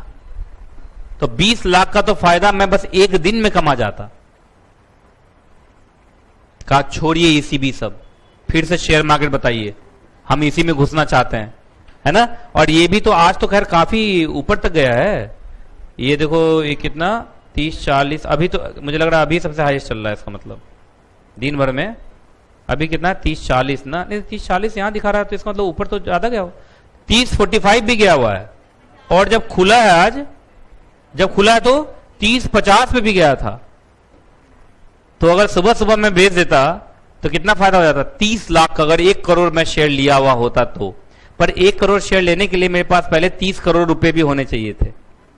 अच्छा मैं 30 करोड़ रुपया लगा के, मतलब 30 क्या 32 करोड़ कल के हिसाब से, अरे 30 रुपया 20 पैसे के हिसाब से 32 करोड़ लगभग, नहीं 30 करोड़ कुछ, 30 करोड़ 20 लाख, चलो 30 करोड़ 20 लाख लगा के और एक ही दिन में मैं अगर 30 लाख कमा लूं तो ये तो बहुत अच्छा रिटर्न है। नहीं है रिटर्न अच्छा, काफी बढ़िया रिटर्न हो गया ना।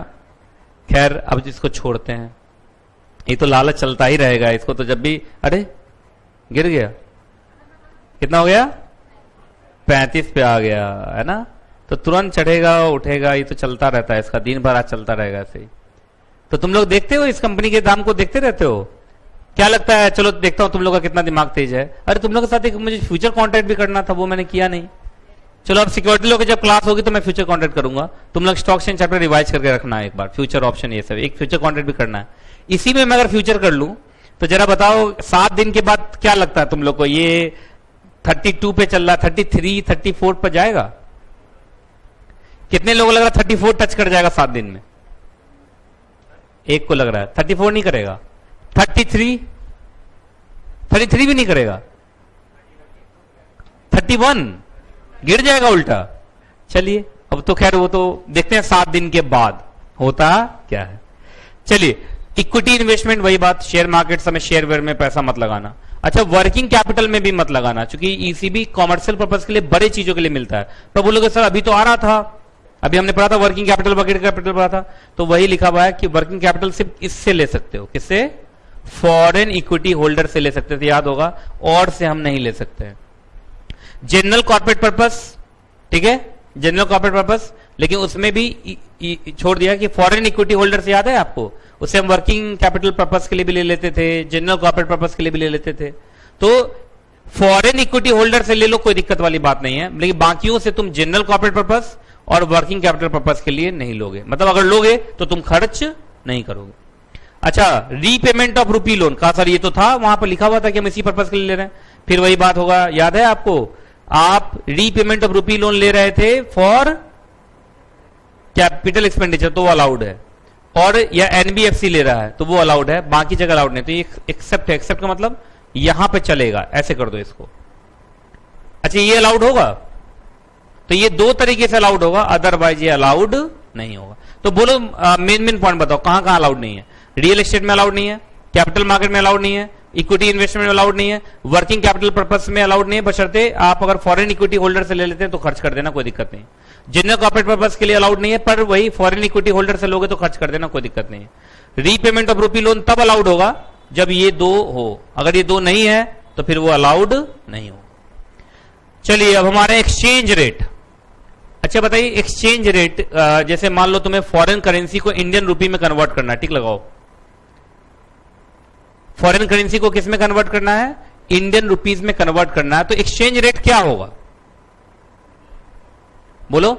एक्सचेंज रेट तो आरबीआई का डेली बदलता रहता है, मालूम है ना, फॉरेन एक्सचेंज मार्केट भी है, डेली चेंज होता रहता है। तो सुन लीजिए, डेट ऑफ एग्रीमेंट के दिन जो भी एक्सचेंज रेट चल रहा होगा वही आपका एक्सचेंज रेट माना जाएगा। तो सबसे इंपॉर्टेंट वर्ड क्या है यहां? Date of agreement. अच्छा मान लो डेट ऑफ एग्रीमेंट के दिन चल रहा था $1 इज इक्वल टू 70 रुपया, $1 इज इक्वल टू ₹70, लेकिन अब देखो यहां सेकंड, यहां है ना, और दूसरा रेट भी दे रहा है। अगर पार्टी मान जाए, ईसीबी लेंडर मान जाए कि कम पे भी हम तैयार हैं, तो है 70, लेकिन तुम बोल लो वो तैयार हो गया 60 रुपए पर तैयार हो गया, तो फिर 70 होगा या 60 होगा? फिर 60 होगा। मतलब इसका मतलब जो डेट ऑफ एग्रीमेंट के दिन एक्सचेंज रेट चल रहा है वो या उससे कम, प्रोवाइडेड कि ईसीबी लेंडर उसके लिए तैयार हो। इसका मतलब मैं बोल सकता हूं ज्यादा नहीं हो सकता, कम हो सकता है। और कम कब होगा? जब ईसीबी लेंडर तैयार होगा तो बताइए, डेट ऑफ एग्रीमेंट के दिन 70 रुपया चल रहा था एक्सचेंज रेट, लेकिन ईसीबी लेंडर तैयार है 60 के लिए, तो चलेगा, कोई दिक्कत वाली बात नहीं है। आप जानते हैं ना, एक्सचेंज रेट जितना कम हो उतना हमको फायदा होगा, और एक्सचेंज रेट जितना ज्यादा हो उतना हमें नुकसान होगा। चलिए हेडिंग, मतलब हेडिंग बोलो जल्दी। हेडिंग है हेजिंग। हेजिंग समझते हैं क्या होता है? लिखो हेजिंग का मतलब, मिनिमाइजिंग द रिस्क। D2H वाले बच्चे, direct to home, live at home, जल्दी से टाइप करो, पढ़ रहे हो कि नहीं? कितना थ्योरेटिकल चैप्टर देखे कहीं बेहोश होश तो नहीं होगा घर पे। हेजिंग का मतलब मिनिमाइजिंग द रिस्क। तो ध्यान रखिए, हेजिंग को लेके दो बातें हैं, देखिए क्या क्या है लिखा हुआ। सबसे पहले आपको जो हेजिंग करना है वो करना है प्रिंसिपल अमाउंट का भी, और कूपन। कूपन का मतलब इंटरेस्ट होता है, लिखो।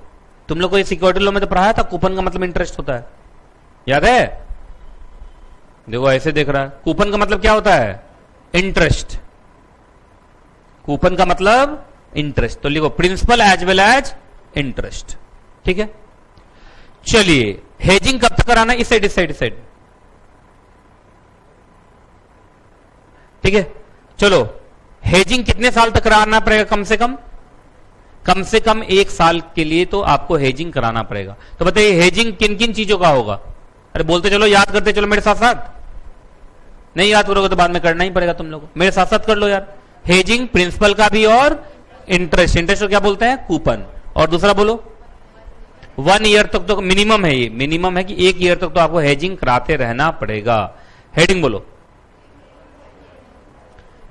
सुनो, मैं करेंसी चेंज कर रहा हूं, अब देखना कहां से, इसको बॉक्स बनाओ।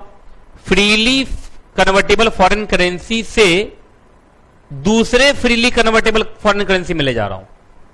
मतलब जैसे डॉलर को यूरो में ले जा रहा हूं, अलाउड होगा?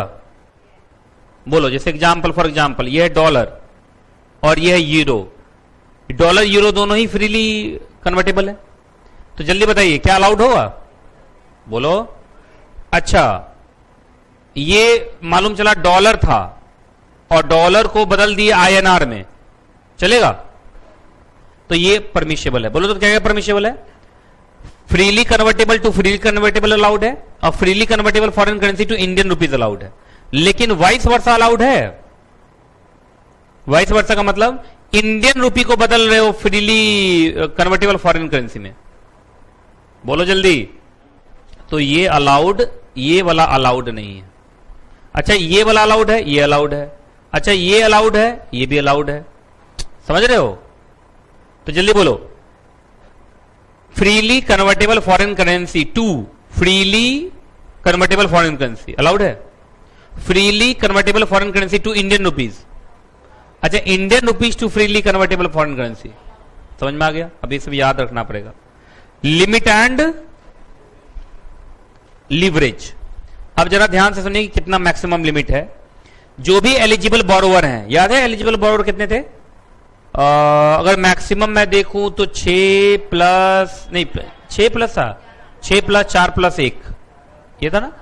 ऐसे ना, सीधा 11 नहीं बोलते, कैसे बोलेंगे? 6 प्लस 4 प्लस 1, तब याद रहेगा ना, 3 कैटेगरी है ना, 6 प्लस 4 प्लस 1, ठीक है जी। तो वो कहां तक का ले सकते हैं जरा देखो तो ईसीबी, 750 मिलियन US डॉलर। ये तो ऑटोमेटिक रूट से हो जाएगा। ऑटोमेटिक रूट तुम लोग फेमा में पढ़ोगे। ऑटोमेटिक रूट में क्या होता है कि हम ले लेते हैं, बस इंटीमेशन दे देते हैं, अप्रूवल नहीं लेते। क्या नहीं लेते? अप्रूवल नहीं लेते। कोई दिक्कत? अच्छा तुमको याद होगा, तुमने इससे लिया पैसा, किससे? Foreign equity holder. बॉक्स बनाओ। तो इसका मतलब पहले से तुम्हारा इक्विटी होल्ड कर रहा है, तो इक्विटी के मुकाबले उससे कितना ईसीबी ले सकते हो? 7 गुना। 7:1। 7 कौन है इसमें? देखो 7 है तुम्हारा इसमें ईसीबी और 1 है तुम्हारा इक्विटी। तो अगर इक्विटी 1 है तो ईसीबी कितना हो सकता है? 7। तो मान लो उस इक्विटी होल्डर से मैंने $1 का इक्विटी बेचा हुआ था, तो $60 का मैं उससे क्या ले सकता हूं, ईसीबी ले सकता हूं। ये बात समझ में आ रहा है तुम लोग को? जो तुम्हारा फॉरेन इक्विटी होल्डर है, जिसका मतलब तुमने उसको इक्विटी शेयर बेचा हुआ है, तो मालूम चला $1 का इक्विटी शेयर बेचा हुआ था, जिसका मतलब इक्विटी के नाम पर मैंने उससे कितना पैसा लिया था, $1। तो अब मैं ईसीबी उससे मांग रहा हूं $60, दे देगा वो? 7 तक चलेगा, 7 से ज्यादा नहीं चलेगा, क्योंकि साफ साफ लिखा हुआ है कि कैन नॉट एक्सीड 7:1। तो 7 तक चलेगा, मतलब 7 गुना तक चलेगा, 7 गुना से ज्यादा नहीं। बताइए 7:1 में ईसीबी कितना है, 7, और इक्विटी कितना है, 1। समझ में आया कि नहीं आया, पहले बताओ, याद रहेगा? चलिए अच्छा, लेकिन इससे भी ज्यादा लेने का मन है तो ऑटोमेटिक रूट नहीं, फिर अप्रूवल रूट। फिर कौन सा रूट, अप्रूवल रूट। फिर उसमें आरबीआई का आपको क्या लेना पड़ जाएगा, अप्रूवल। तो बोलो ऑटोमेटिक रूट तक बताओ जल्दी से। अगर हम मेन लमसम में बात करें तो कितना, $750 मिलियन। और अगर हम इक्विटी होल्डर है मेरा वो पहले से, और उससे हम ले रहे हैं ईसीबी, तो 7 गुना तक ले सकते हैं। कितना ले सकते हैं, इक्विटी के मुकाबले 7 गुना, 7 टाइम्स तक ले सकते हैं। आगे हेडिंग बोलो, हेडिंग बोलो, हेडिंग बोलो भाई, तुम लोग को याद करना है एग्जाम के टाइम में, बहुत जरूरी है तुम्हारे लिए। अच्छा एक बात हो, कोई इंडियन बैंक या इंडियन फाइनेंशियल इंस्टीट्यूशन क्या गारंटर बन सकता है? जैसे तुम ईसीबी ले रहे हो और ये लोग गारंटर बन रहे हैं, गारंटर उंटर नहीं बनेगा भाई। आप अपने औकात पे, अपनी इज्जत पे लोन लीजिए। सरकारी बैंक या इंडियन बैंक सब कोई गारंटर बनेगा नहीं तो फिर वही है, सरकार गारंटी ले लेके विजय माल्या सब देखते हो ना क्या क्या करता है। विजय माल्या सब देश में किया तो चलो कोई बात नहीं, लेकिन देश के बाहर किया हुआ होता तो आज देश का कितना नाम खराब हो जाता। इसलिए बोला गारंटी वारंटी नहीं चलेगा। हेडिंग बोलो, हेडिंग बोलो। एक तो इस चैप्टर में ऐसा ऐसा वर्ड आ रहा है ना कि आज तक तो कभी जिंदगी में सुना ही नहीं है सब, इसलिए ये चैप्टर बच्चों को थोड़ा तंग करता है। लेकिन अगर तुम सिर्फ याद करने के पर्पज से याद करो तो जितना मैं पढ़ाता चल रहा हूं मुझे लगता है वो थोड़ा थोड़ा इजी हो चुका होगा। अब तुम आराम से जब याद करोगे तो तुम्हें समझ में आ जाएगा, पर लिख लिख के याद करना पड़ेगा। ये तो है, इस चैप्टर में क्या करना पड़ेगा आपको, लिख लिख के याद करना पड़ेगा।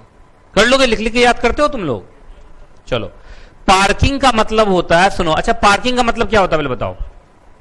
पार्क करना। वाह, अच्छा अच्छा, पार्किंग का मतलब पार्क करना। वाह वाह वाह, क्या बात है, मुझे तो मालूम ही नहीं था। तुम बताओ पार्किंग का मतलब क्या होता है? पार्क करना ना। हाँ ठीक। सुनिए, जब किसी चीज की जरूरत ना हो और जब उसको हम आइडल रख दें, आइडल का मतलब खाली, तो हम बोलते हैं वो पार्क्ड है। वो क्या है? पार्क्ड है। बात समझ में आ गया? जैसे रात में सोते, पढ़ाई करते वक्त, हाँ सोते हो छोड़ो, पढ़ाई करते वक्त तुम अपना मोबाइल कहीं और रख देते हो जिससे कि तुम्हें पढ़ाई में डिस्टर्ब ना हो। क्या ऐसे करते हैं? बोलो, नहीं करता कोई भी। अगर पढ़ना है तो भाई मोबाइल होना चाहिए। जैसे वो बच्चे मोबाइल में नोट्स देख रही है, मोबाइल में, हाँ मोबाइल में नोट्स देख रही है ना, तो अभी इसका मतलब मोबाइल इज इन यूज। अगर मोबाइल में वो नोट्स ऐसे ऐसे करके देखते गए वहीं से पढ़ रही है तो मोबाइल अभी यूज में है। लेकिन जो बच्चा मोबाइल अभी नहीं निकाले हुआ है, क्या उसका मोबाइल अभी पार्किंग मोड में है? बोलो, अभी उसका मोबाइल क्या है? पार्किंग। तो when anything is not in use it is called कि ये पार्किंग मोड में है। बात समझ में आ रही कि नहीं आ रही? पहले बताइए, कब बोलते हैं? गाड़ी जब चलती रहती है तो बोलते हो पार्किंग, या गाड़ी बंद रहती है तो बोलते हो पार्किंग? तो एक बात बताइए, पार्किंग क्या चीज का हो रहा है? जल्दी बोलो, इसको बॉक्स बनाओ। ईसीबी प्रोसीड्स, मतलब ईसीबी के नाम पर जो पैसा आया उसको अभी यूज नहीं है मान लो, तो क्या उसको हम छोड़ सकते हैं कहीं? तो छोड़ोगे क्या? ऐसे जगह पे छोड़ दोगे, या छोड़ोगे भी ऐसे जगह पे जहां से इंटरेस्ट आता रहे, है ना? तो चलिए, पहले ईसीबी को कहां हम पार्क कर रहे हैं जल्दी बताओ। अब्रॉड का मतलब? अरे सब बोलो भाई। अब्रॉड मतलब भारत के बाहर, तो अब्रॉड के सामने लिखो आउटसाइड इंडिया, है ना? विदेश, विदेश, और भारत में स्वदेश, है ना? चलिए, भारत के बाहर कहां कहां? सुनो, आपने फॉरेन करेंसी एक्सपेंडिचर के लिए लिया था, मतलब तुमने वहीं से लोन लिया और वहीं खर्च होना था वो, मतलब भारत में खर्च। अब बोलो सर वहीं लिया वहीं खर्च होने का मतलब बताइए। जैसे इंडिया की कोई कंपनी वहां सब्सिडरी बना रही है तो सब्सिडरी वहां बनेगा, तो वहां बिल्डिंग बनेगा, तो वहीं से लोन लेके वहीं खर्च करना है। नहीं समझ में आया इन लोग? अब समझ में आ गया? तो वहीं का पैसा वहीं खर्च होना था, लेकिन पैसा तो ले लिया पर जमीन खरीदा ही नहीं है अभी, तो बिल्डिंग कहां से चालू होगा बनना? तो क्या अभी बिल्डिंग मतलब जमीन खरीदने में टाइम लगेगा अभी? तो उतने दिन के लिए पार्क करना है पैसा। तो पार्क कहां कहां हो सकता है? आप यहां पार्क कर सकते हैं। अच्छा, पार्क ऐसे जगह पे करोगे जहां से समय मिलने पर, समय पर जरूरत पर वापस ही ना आए, या जरूरत पड़ने पर वापस आ जाए। तो जरूरत पड़ने पर वापस आ जाए वो क्या बोलते हैं? Liquid assets. क्या बोलते हैं? Liquid assets. तो लिक्विड एसेट टिक लगा दो। बोलो कहां कहां? क्या तुम वहां पे बैंक में पैसा डाल सकते हो? आप जानते हैं बैंक में जो पैसा डालते हैं वो लिक्विड होता है, जब चाहे हम निकाल सकते हैं। सर्टिफिकेट ऑफ डिपॉजिट के नाम से, या कोई अदर प्रोडक्ट जो सब मिला के किसका है? बैंक का। तो बताओ बैंक के 3 प्रोडक्ट का नाम बताओ। बोलो बैंक के 3 प्रोडक्ट का नाम। Deposit, certificate of deposit, other products.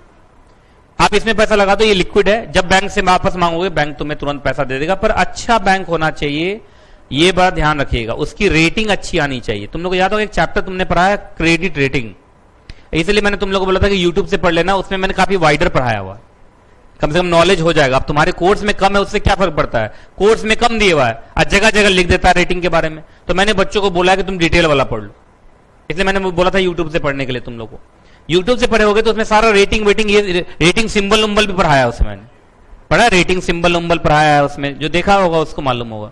और जो छोटा वाला आजकल चल रहा है उसमें तो कुछ है ही नहीं, ICSI मॉड्यूल में रेटिंग सिंबल सब हटा दिया। तो इसलिए मैं तुम्हें पुराना वाला वीडियो पढ़वा देता हूं। तो आपकी रेटिंग कम से कम AA माइनस, ये मॉडिफायर होता है, आपको मालूम होगा। प्लस माइनस क्या होता है? मॉडिफायर, है ना। जो कौन दे स्टैंडर्ड्स एंड पुअर्स, याद है? S&P, भारत ने पूरे वर्ल्ड की सबसे बड़ी क्रेडिट रेटिंग एजेंसी है। या फिच, कौन? फिच। और या मूडीज से कराए हो तो AA3 कम से कम इतनी रेटिंग वाला होना चाहिए। मतलब इतनी रेटिंग का मतलब सेफ इन्वेस्टमेंट है। वो क्या है? Safe investment. लेकिन उससे कम है तो फिर वो सेफ इन्वेस्टमेंट नहीं।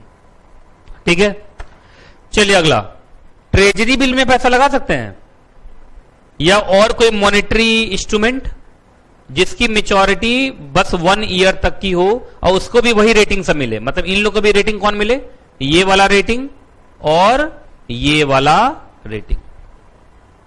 मतलब अच्छे ट्रेजरी बिल में, जानते हैं ये सब मनी मार्केट इंस्ट्रूमेंट है, सरकारी इंस्ट्रूमेंट है, पर उसकी भी रेटिंग अच्छी होनी चाहिए। तीसरे नंबर पर बोलो, क्या हम इंडियन बैंक के फॉरेन ब्रांच या फॉरेन सब्सिडी में पैसा डाल सकते हैं? वहां जाकर उसमें डाल दो, और अच्छा है, इंडियन को फायदा हो जाएगा। तो बोलो, इंडिया के बाहर के लिए पैसा लिए थे, वहां अभी खर्च नहीं हो रहा है, तो वहीं पार्क करना चाहते हैं, तो कहां कहां पार्क कर सकते हैं? 3 जगह, याद रहेगा तुम लोग को। आगे, अच्छा इंडिया में पार्क करना है तो बोलो, इंडिया में पार्क करना है तो AD कैटेगरी 1, इसको टिक लगा लो। तुम लोग को अभी नहीं पता है, फेमा पढ़ोगे ना। AD का मतलब होता है ऑथोराइज्ड डीलर, लिख लो। AD का मतलब क्या होता है? Authorised dealer. तो जो ऑथोराइज्ड डीलर बैंक है, अब ऑथोराइज्ड डीलर बैंक कौन होता है भाई? कैटेगरी 1 बैंक कौन होता है? जितने बड़े बड़े बैंक है वो कैटेगरी 1 है। तो ऑथोराइज्ड डीलर कैटेगरी 1 बैंक के अकाउंट में पैसा डाल दो, कोई दिक्कत वाली बात नहीं है। अच्छा, कौन से अकाउंट में डालोगे?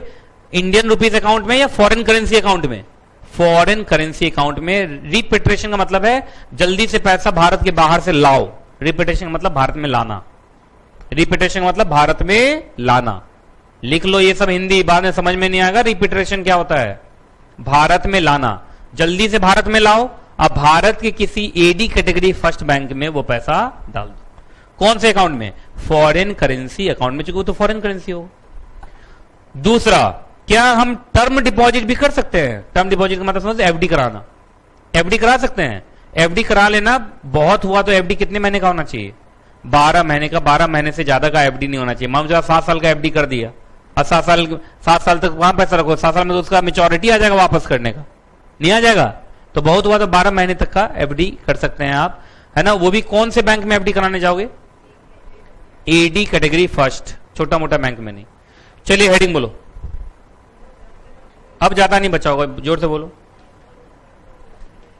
अच्छा बताइए, ECB के 2 रूट्स हैं। एक तो ऑटोमेटिक रूट, ऑटोमेटिक रूट बताया था ना। ऑटोमेटिक रूट से कितना ले सकते हैं? 750 मिलियन $। और अगर फॉरेन इक्विटी होल्डर से ले रहे हैं तो 7:1, ये ना 7:1। तो वो तो ऑटोमेटिक रूट से हो जाता है। ऑटोमेटिक रूट में जरा देखो, क्या तुम्हें RBI से अप्रूवल लेने के लिए बोल रहा है? नहीं, सीधा बोला एडी कैटेगरी बैंक को आप बता दो, कौन से फॉर्म में बता दो, फॉर्म ईसीबी। फॉर्म का क्या नाम है, ईसीबी। तो ईसीबी फॉर्म में उनको बता दीजिए, बात खत्म। तो इसका मतलब यहां पर मेन कौन हो गया, एडी कैटेगरी फर्स्ट बैंक ही मेन हो गया, आरबीआई कहीं पे भी नहीं है। लेकिन अगर तुम उससे ज्यादा लेना चाहते हो तो कौन सा रूट लेना पड़ेगा तुम्हें, अप्रूवल रूट। अप्रूवल रूट के लिए देखो तो बोला आरबीआई अप्रूवल, और आरबीआई अप्रूवल के लिए सीधा तुम आरबीआई में घुस जाओगे या एडी कैटेगरी फर्स्ट बैंक के through. AD category first bank चूंकि उसी के पास पैसा आएगा तो वो पहले लिख के देगा, उसके थ्रू तुमको जाना है आरबीआई के पास और आरबीआई से अप्रूवल लेना है। यही फेमा का प्रोसेस है, फेमा में भी ऐसे ही होता है। जब भी आरबीआई का अप्रूवल फेमा में लेना होता है तो डायरेक्टली नहीं जा सकते, किसके थ्रू जाना पड़ता है, AD category first bank. Heading बोलो,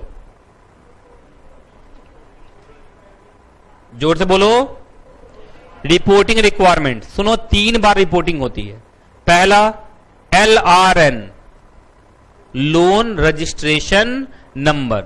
अगर आप भारत के बाहर से लोन लेना चाहते हो तो उस लोन के लिए पहले भारत से आपको क्या लेना पड़ेगा, LRN लेना पड़ेगा। बिना LRN के आप लोन नहीं ले सकते, ईसीबी नहीं ले सकते। तो LRN के लिए आपको जाना है किसके पास, पहले एडी कैटेगरी फर्स्ट बैंक के पास। वहां कौन सा फॉर्म लगाना है, फॉर्म ईसीबी। कितनी कॉपीज लगानी है, 2 कॉपीज। डुप्लीकेट का मतलब 2 कॉपीज, डुप्लीकेट मतलब 2 कॉपीज, ठीक है। फिर वो क्या करेगा, AD category first bank 1 copy अपने पास रख लेगा तुम्हारे एप्लीकेशन का, 1 कॉपी पर अपना स्टैंप लगा के आगे फॉरवर्ड कर देगा आरबीआई को। आरबीआई के कौन से डिपार्टमेंट को, DSIM। DSIM का फुल फॉर्म बोलो, department of statistics and information management, external commercial borrowing division, Bandra Kurla complex, Mumbai. Duly का मतलब सब कुछ भर भर के सही ढंग से, है ना। जैसे बोलते हैं ड्यूली स्टैम्प, ड्यूली स्टैम्प का मतलब सही ढंग से स्टैंपिंग हुई, ड्यूली का मतलब सही ढंग से, एज पर लॉ, ठीक। तो आरबीआई को भेज देना, आरबीआई तुम्हें क्या दे देगा उधर से, फिर LRN। अब जितने भी लोन मंगवाओगे, ईसीबी मंगवाओगे, कौन से LRN पे, जो LRN तुम्हें यहां पे मिला है। मान लो किसी बच्चे ने LRN के लिए अप्लाई किया और आरबीआई ने उसका LRN दे दिया ECB 420, तो वही तुम्हारा क्या है, LRN। अब जब भी तुम्हारा ईसीबी आएगा तो 420 नंबर अकाउंट में आएगा, कहां आएगा, 420, जिससे कि सरकार को बढ़िया आइडिया रहेगा कि एक आदमी कितना कितना ईसीबी ले चुका है। समझ में आया। अच्छा बताओ, हम लोगों के बारे में कैसे सरकार को पता होता है कि इस आदमी के पास कितना पैसा है, बैंक अकाउंट नंबर। तो बैंक अकाउंट नंबर तो यहां है नहीं, तो यहां कौन सा अकाउंट नंबर हो जाएगा, loan registration number, that is LRN।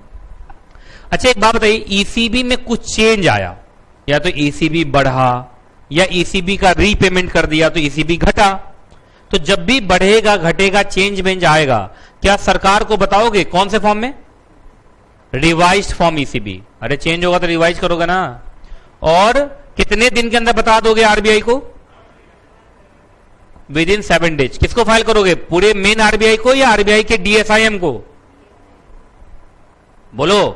तो जब भी ईसीबी में चेंज आएगा, ईसीबी बढ़ेगा घटेगा, 7 दिन के अंदर आपको DSIM को क्या भेज देना है, आपको इंफॉर्मेशन भेज देना है कि सर हमारा ईसीबी में चेंज आया है।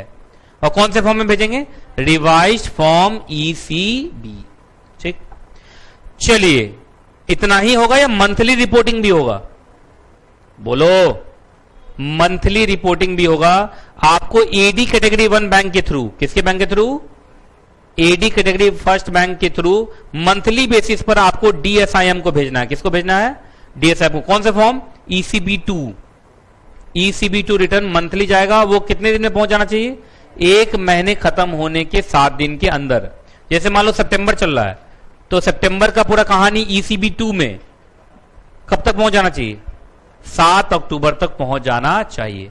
तो मेन यही था, CS के लिए तो यही जरूरी है ना, हम लोग तो फॉर्म फाइलिंग सब करते हैं कंपनी में। तो जब CS बनोगे तो ये सब याद रखना पड़ेगा तुमको कि अगर तुम्हारी कंपनी ने ECB लिया है तो हर महीने के खत्म होने के बाद 7 दिन के अंदर कौन सा फॉर्म फाइल कर देना तुम्हें, ECB2। किसको, DSIM को डायरेक्टली या एडी कैटेगरी फर्स्ट बैंक के through, AD category first bank के थ्रू। इसका मतलब जो बैंक्स होते हैं उनके पास बहुत काम होता है, नहीं होता है। तुम तो एडी कैटेगरी फर्स्ट बैंक को दोगे, फिर एडी कैटेगरी फर्स्ट बैंक अपने अकाउंट को चेक करेगा कि जो इंफॉर्मेशन तुमने उसमें दिया है वो सच है या नहीं, फिर स्टैंप लगाएगा, फिर वो आगे भेजेगा DSIM को, तो बैंक में भी काफी काम होता है। चलिए हेडिंग बोलो। अच्छा, ईसीबी को इक्विटी में बदल सकते हैं, इसका मतलब क्या होता है? सुनो सुनो सुनो सुनो। जैसे मैं हूं, मालूम चला सीएस नितेश कुमार जायसवाल, मैं बिजनेस करता हूं भारत में, अब मैं ईसीबी लेना चाहता हूं, ठीक है? आप नाम बताओ, भूल गया अपना है? माया। मालूम चला एक बच्ची है, ये रहती है जापान में, इसका नाम है माया पिंटो। क्या नाम है? माया पिंटो भी नहीं लगाना नाम भारत के बाहर का। भारत के बाहर का नाम कैसा होगा माया से जुड़ा हुआ? माया चीना। हाँ, माया चीना। मालूम चलो इसका नाम है माया चीना। तो मिस माया चीना मुझे 100 करोड़ रुपए का ईसीबी दी, तो 100 करोड़ के लिए तो ये मेरी हो गई क्रेडिटर, अब मैं हो गया डेटर। तो क्या मुझे 100 करोड़ वापस करना पड़ेगा एक समय के बाद? या तो minimum maturity period, general rule 3 years, तो 3 साल में मुझे वापस करना पड़ेगा इनको।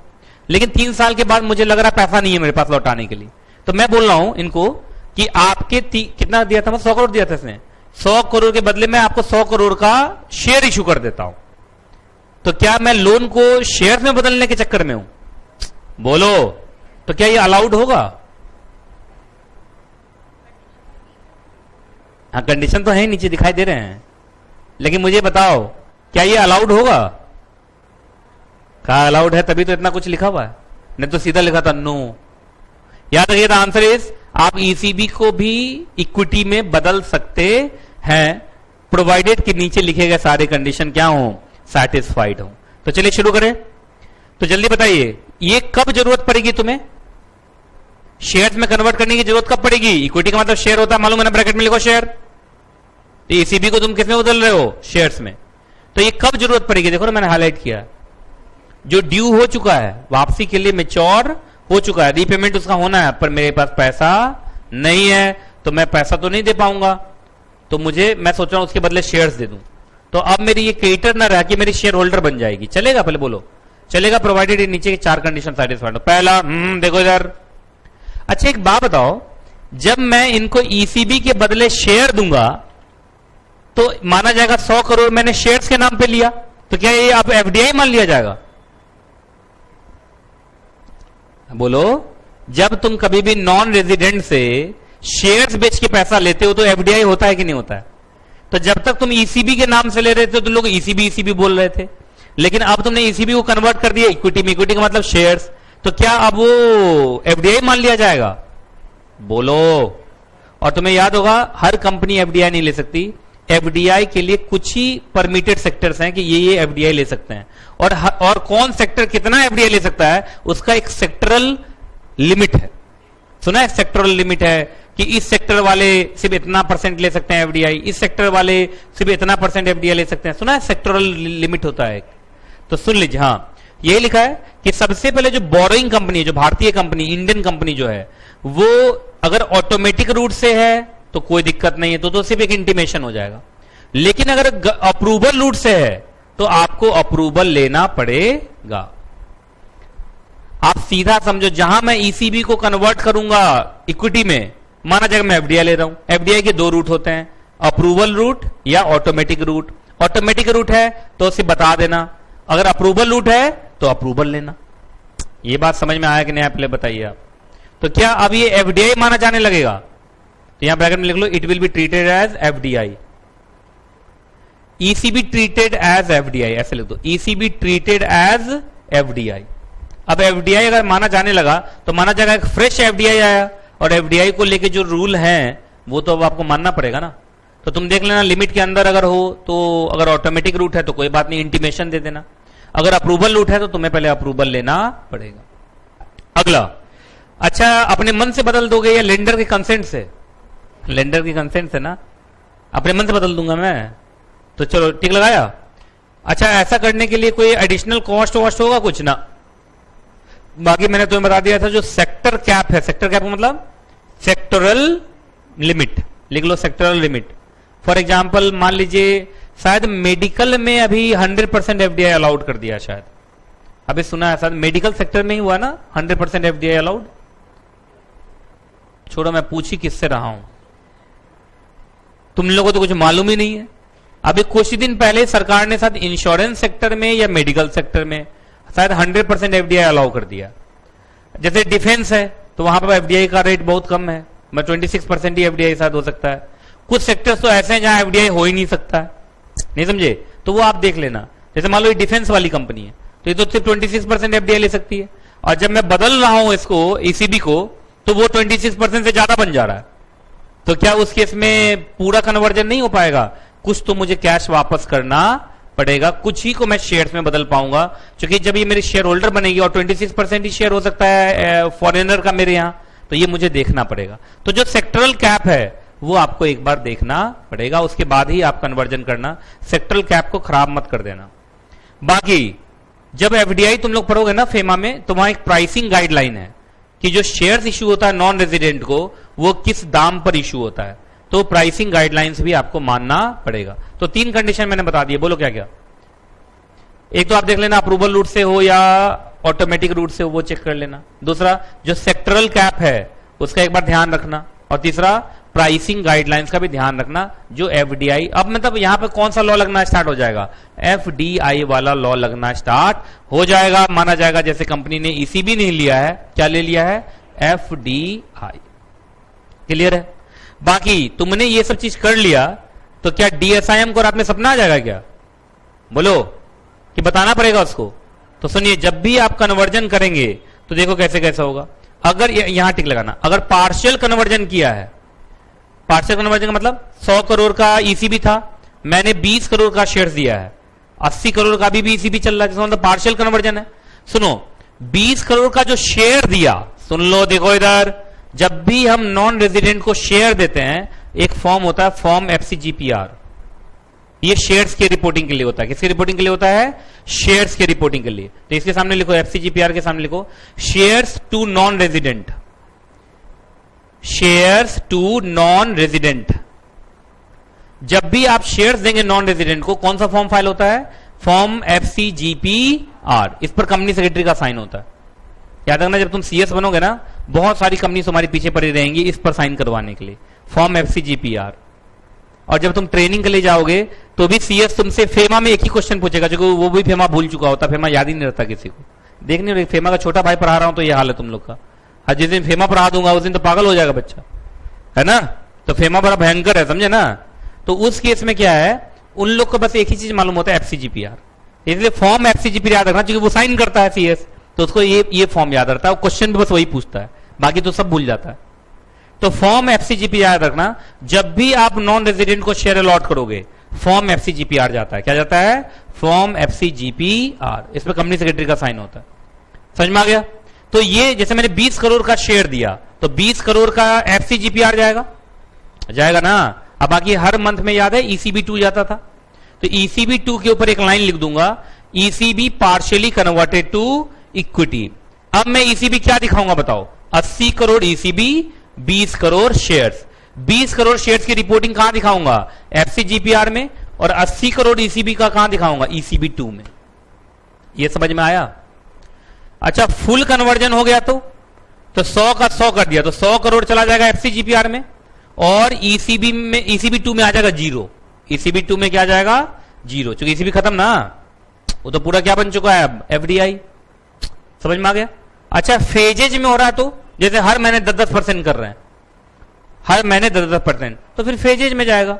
हर महीने वो पार्शियली माना जाएगा, नहीं माना जाएगा पार्शियल। अरे हर महीने जैसे दिखाऊंगा 10 करोड़ दिखाऊंगा एफसीजीपीआर में, 90 करोड़ दिखाऊंगा ईसीबी में। अगले महीने में फिर 20 करोड़ दिखाऊंगा एफसीजीपीआर में, 80 करोड़ दिखाऊंगा ईसीबी में। अगले महीने में फिर 30 करोड़ दिखाऊंगा एफसीजीपीआर में, 70 करोड़ दिखाऊंगा किस में? ऐसे करते करते करते एक बार ईसीबी 0 हो जाएगा, 0 बोल के फिर ईसीबी 2 जाना बंद, एफसीजीपीआर जाता रहेगा। और एफसीजीपीआर भी अलॉटमेंट तो खत्म ही हो चुका होगा, एफसीजीपीआर भी बंद हो जाएगा। तो फेजेज में कन्वर्जन करोगे तो रिटर्न भी जाएगा फेजेज में। ठीक है? शेयर्स के लिए कौन सा जाएगा? एफसीजीपीआर। और ईसीबी के लिए कौन जाएगा? ईसीबी 2। याद रहेगा? चलिए अब तो खत्म पे ही है, लास्ट ही चल रहा। चलिए आगे। अच्छा, एक बात बताइए, आप जब ईसीबी लेते हैं फॉरेनर से तो क्या उस केस में वो तुमसे गिरवी मांग सकता है? क्या मैं ऐसे पैसा नहीं देंगे, आपको कुछ गिरवी रखना पड़ेगा? गिरवी समझते हैं? सिक्योरिटी, मॉर्गेज, चार्ज, सुना ये सब? तो एक बात बताइए, इंडिया में कोई किसी को लोन देता है तो गिरवी मांगता है ना, तो फॉरेनर भी तो गिरवी मांग सकता है। यहां तो देश वाला बात है, और गिरवी मांगेगा। बोलो ना कि तुम्हें ढूंढ ही नहीं पाएगा ऐसे में, तुम पैसा लेके भाग गए तो क्या गिरवी हम दे सकते हैं? याद रखिएगा, आपको एडी कैटेगरी फर्स्ट बैंक से पूछ के आप चाहें तो अपने प्रॉपर्टी पे चार्ज क्रिएट कर सकते हैं। चार्ज का मतलब सिक्योरिटी। अब बताओ तो किन किन प्रॉपर्टी पे चार्ज क्रिएट कर सकते हो? Immovable, movable, financial security, guarantee दिलवा सकते हो, है ना। पर गारंटी में कौन सा गारंटी? बैंक गारंटी नहीं, कॉर्पोरेट गारंटी, पर्सनल गारंटी। याद होगा, बैंक गारंटी मना किया हुआ है। अरे याद नहीं है, पढ़ा था अभी, बैंक गारंटी नहीं चलता है। कोई दिक्कत नहीं है, बशर्ते जब भी आप क्या दें एग्जैक्टली कोई चार्ज क्रिएट करें तो उसके लिए जो ईसीबी के गाइडलाइंस है उसको माने। आपके लोन एग्रीमेंट में सिक्योरिटी क्लॉज होना चाहिए। वहां पे मतलब आप जिससे लोन ले रहे हैं उसके साथ लोन एग्रीमेंट करोगे, उसमें वो लिखा होना चाहिए कि आप उसको गिरवी दे रहे हो, मतलब लिखित में आप गिरवी दोगे, मौखिक ओरली आप गिरवी नहीं दोगे।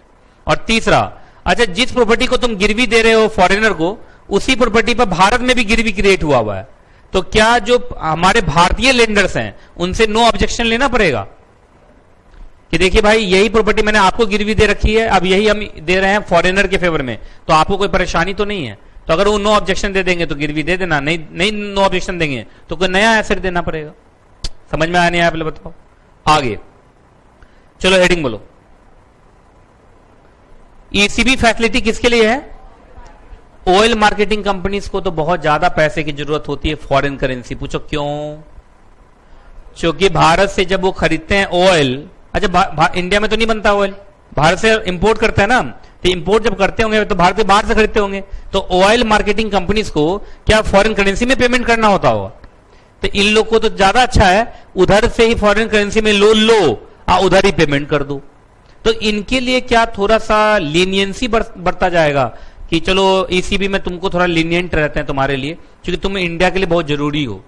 अगर तुम पर ज्यादा लॉ लगाएंगे और तुम मालूम चला ईसीबी नहीं ले पाए और उस केस में ऑयल नहीं खरीद पाए तो हमारे लिए तो दिक्कत हो जाएगा। तो ऑयल मार्केटिंग कंपनी को बोला है कि इनका भी वही है, एमएमपी कितना है इनका? 3 इयर्स का ही है, और इनको ऑटोमेटिक रूट मिल जाएगा। क्या मिल जाएगा? Automatic route. अप्रूवल लेने की जरूरत इनको नहीं है, और इनको हेजिंग भी कराने की जरूरत नहीं है। इंडिविजुअल लिमिट के ऊपर भी कोई रिक्वायरमेंट नहीं है, और बाकी ओवरऑल लिमिट अगर देखोगे तो ये कहां तक पैसा उठा सकते हैं? $10 बिलियन। अच्छा अभी हम लोग पीछे जो पढ़ रहे थे मिलियन था, 750 700 था कि 750 था? 750 था ना? 700 था?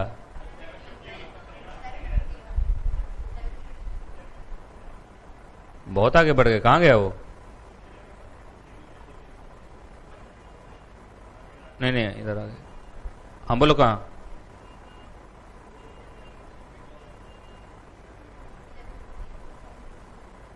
गया कहां? मिल क्या रहा है? 750 ना? हाँ ये आ गया ना 750, और मिलियन था, इनके लिए क्या कर दिया? बिलियन। तो बुक में क्या 700 लिखा हुआ क्या? पुराने में 750 लिखा हुआ ना, तो तुम कहां से देख ली? अच्छा मैंने पहले बोला था, ओ ठीक है। अच्छा तो उन लोगों के लिए क्या था? मिलियन। इनके लिए तो क्या है? बिलियन। मिलियन बड़ा होता है कि बिलियन? बस समझ गया ना?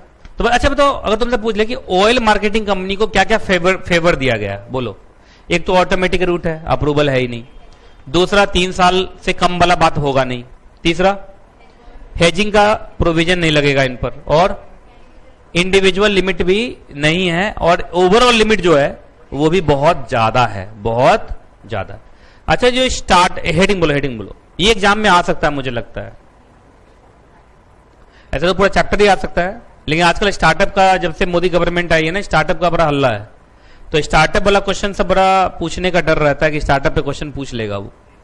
तो बताइए जो स्टार्टअप्स होते हैं, पढ़ाया था तुम लोग को स्टार्टअप, अभी तुरंत मॉड्यूल फर्स्ट में पढ़ाया एसबीसी में। जो स्टार्टअप्स होते हैं क्या उनको थोड़ा सा फेवरेबल इन्वायरमेंट दिया जाता है? बोलो, क्या उन पर ज्यादा लॉ नहीं लगाया जाता? उनको ज्यादा परेशान नहीं किया जा सकता? अच्छी बातें होती हैं उनके लिए। तो चलिए, क्या उनको भी ईसीबी अलाउड है कि वो भी ईसीबी ले सकें? अलाउड है, और अलाउड इस तरीके से। 1-2 पॉइंट मैंने हटा दिया है, पर चेक करते रहना, ठीक है। चलिए शुरू करते हैं। पहला, एडी कैटेगरी 1 बैंक के थ्रू ही होगा, जो भी होगा सब किसके थ्रू होगा, एडी कैटेगरी 1 बैंक के थ्रू होगा। इनको भी दे दिया ऑटोमेटिक रूट, इनको भी क्या दे दिया है, ऑटोमेटिक रूट दे दिया है। चलिए सबसे पहले एलिजिबल कौन होगा इस रूट से, वो जिसको सरकार ने स्टार्टअप माना है। याद है स्टार्टअप हमारे आपके बोलने से नहीं होता है, स्टार्टअप का सर्टिफिकेट लेना पड़ता है, याद है स्टार्टअप चैप्टर में नहीं पढ़ा था तुमने, ministry of commerce and industries. अच्छा इनका भी मेच्योरिटी पीरियड कम से कम 3 साल तो रहेगा, 3 साल से कम वाला बात नहीं है। अब बोलो हर जगह तो 3 ही साल होता है ना, कहीं कहीं 1 साल भी था, नहीं था, तो इनके लिए तो फिक्स्ड है 3 साल के बाद ही। अच्छा उसके बाद इनको पैसा देने वाला कहां से आना चाहिए, FATF कंप्लाइंट से आना चाहिए। इसका मतलब यहां ISO अलाउड नहीं है ना, सिर्फ FATF अलाउड है। क्या है सिर्फ अलाउड, FATF।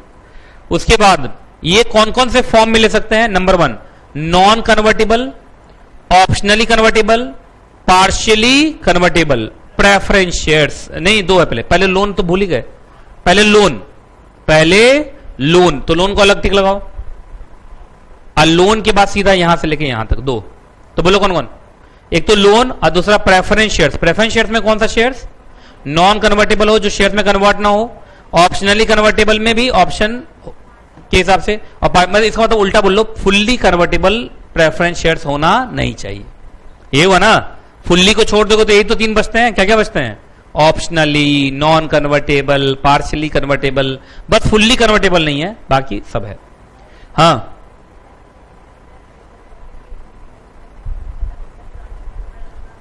पुराने बुक से तो मैंने बोला ही कि कुछ आपको जो हट जाए उसको काट देना। आगे बढ़े, करेंसी जरा बताओ तो वही 2 करेंसी इनके लिए भी है, फ्रीली कन्वर्टेबल करेंसी भी है और इंडियन रुपीज वाला भी है, और कॉम्बिनेशन भी चल सकता है, कुछ फॉरेन करेंसी कुछ इंडियन करेंसी, वो तो सबके लिए अलाउड था देखा जाए तो। अमाउंट, ये कितना पैसा उठा सकते हैं, $, 3 मिलियन, बस 3 मिलियन से ज्यादा नहीं। 3 मिलियन कितना होगा, 30 लाख, तो 30 लाख $, तक पैसा उठा सकते हैं। हाँ ठीक है, पर फाइनेंशियल ईयर लिमिट है वैसे, ठीक है। अच्छा इनके लिए ऑल इन कॉस्ट का कोई लिमिट है, जैसे वहां पर था या तो बेंचमार्क प्लस कितना क्या था, बेंचमार्क प्लस 40 BPS था, नहीं ऑल इन कॉस्ट देखो ना पीछे क्या था, नॉर्मल के लिए बेंचमार्किंग प्लस 450 BPS था, तो इनके लिए ऐसा कुछ भी लिखा गया नहीं है। इनके लिए बोला कि आपस में बोरोवर लेंडर म्यूचुअली एग्री कर लेगा, इसमें सरकार इंटरफेयर नहीं कर रही है।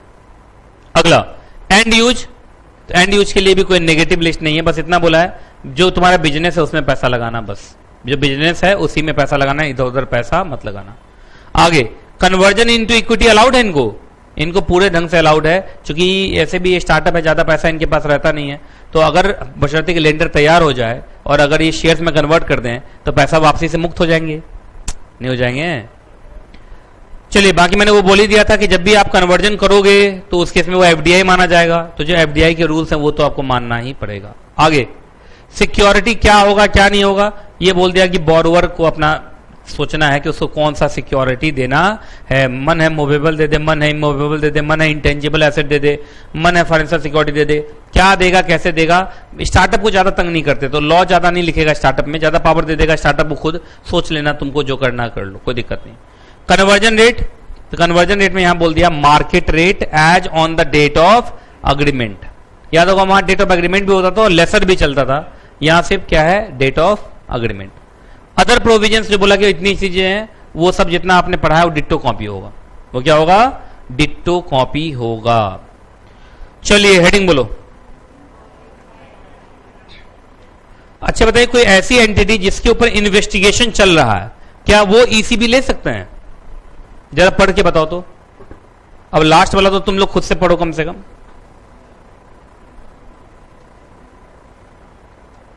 बोलो।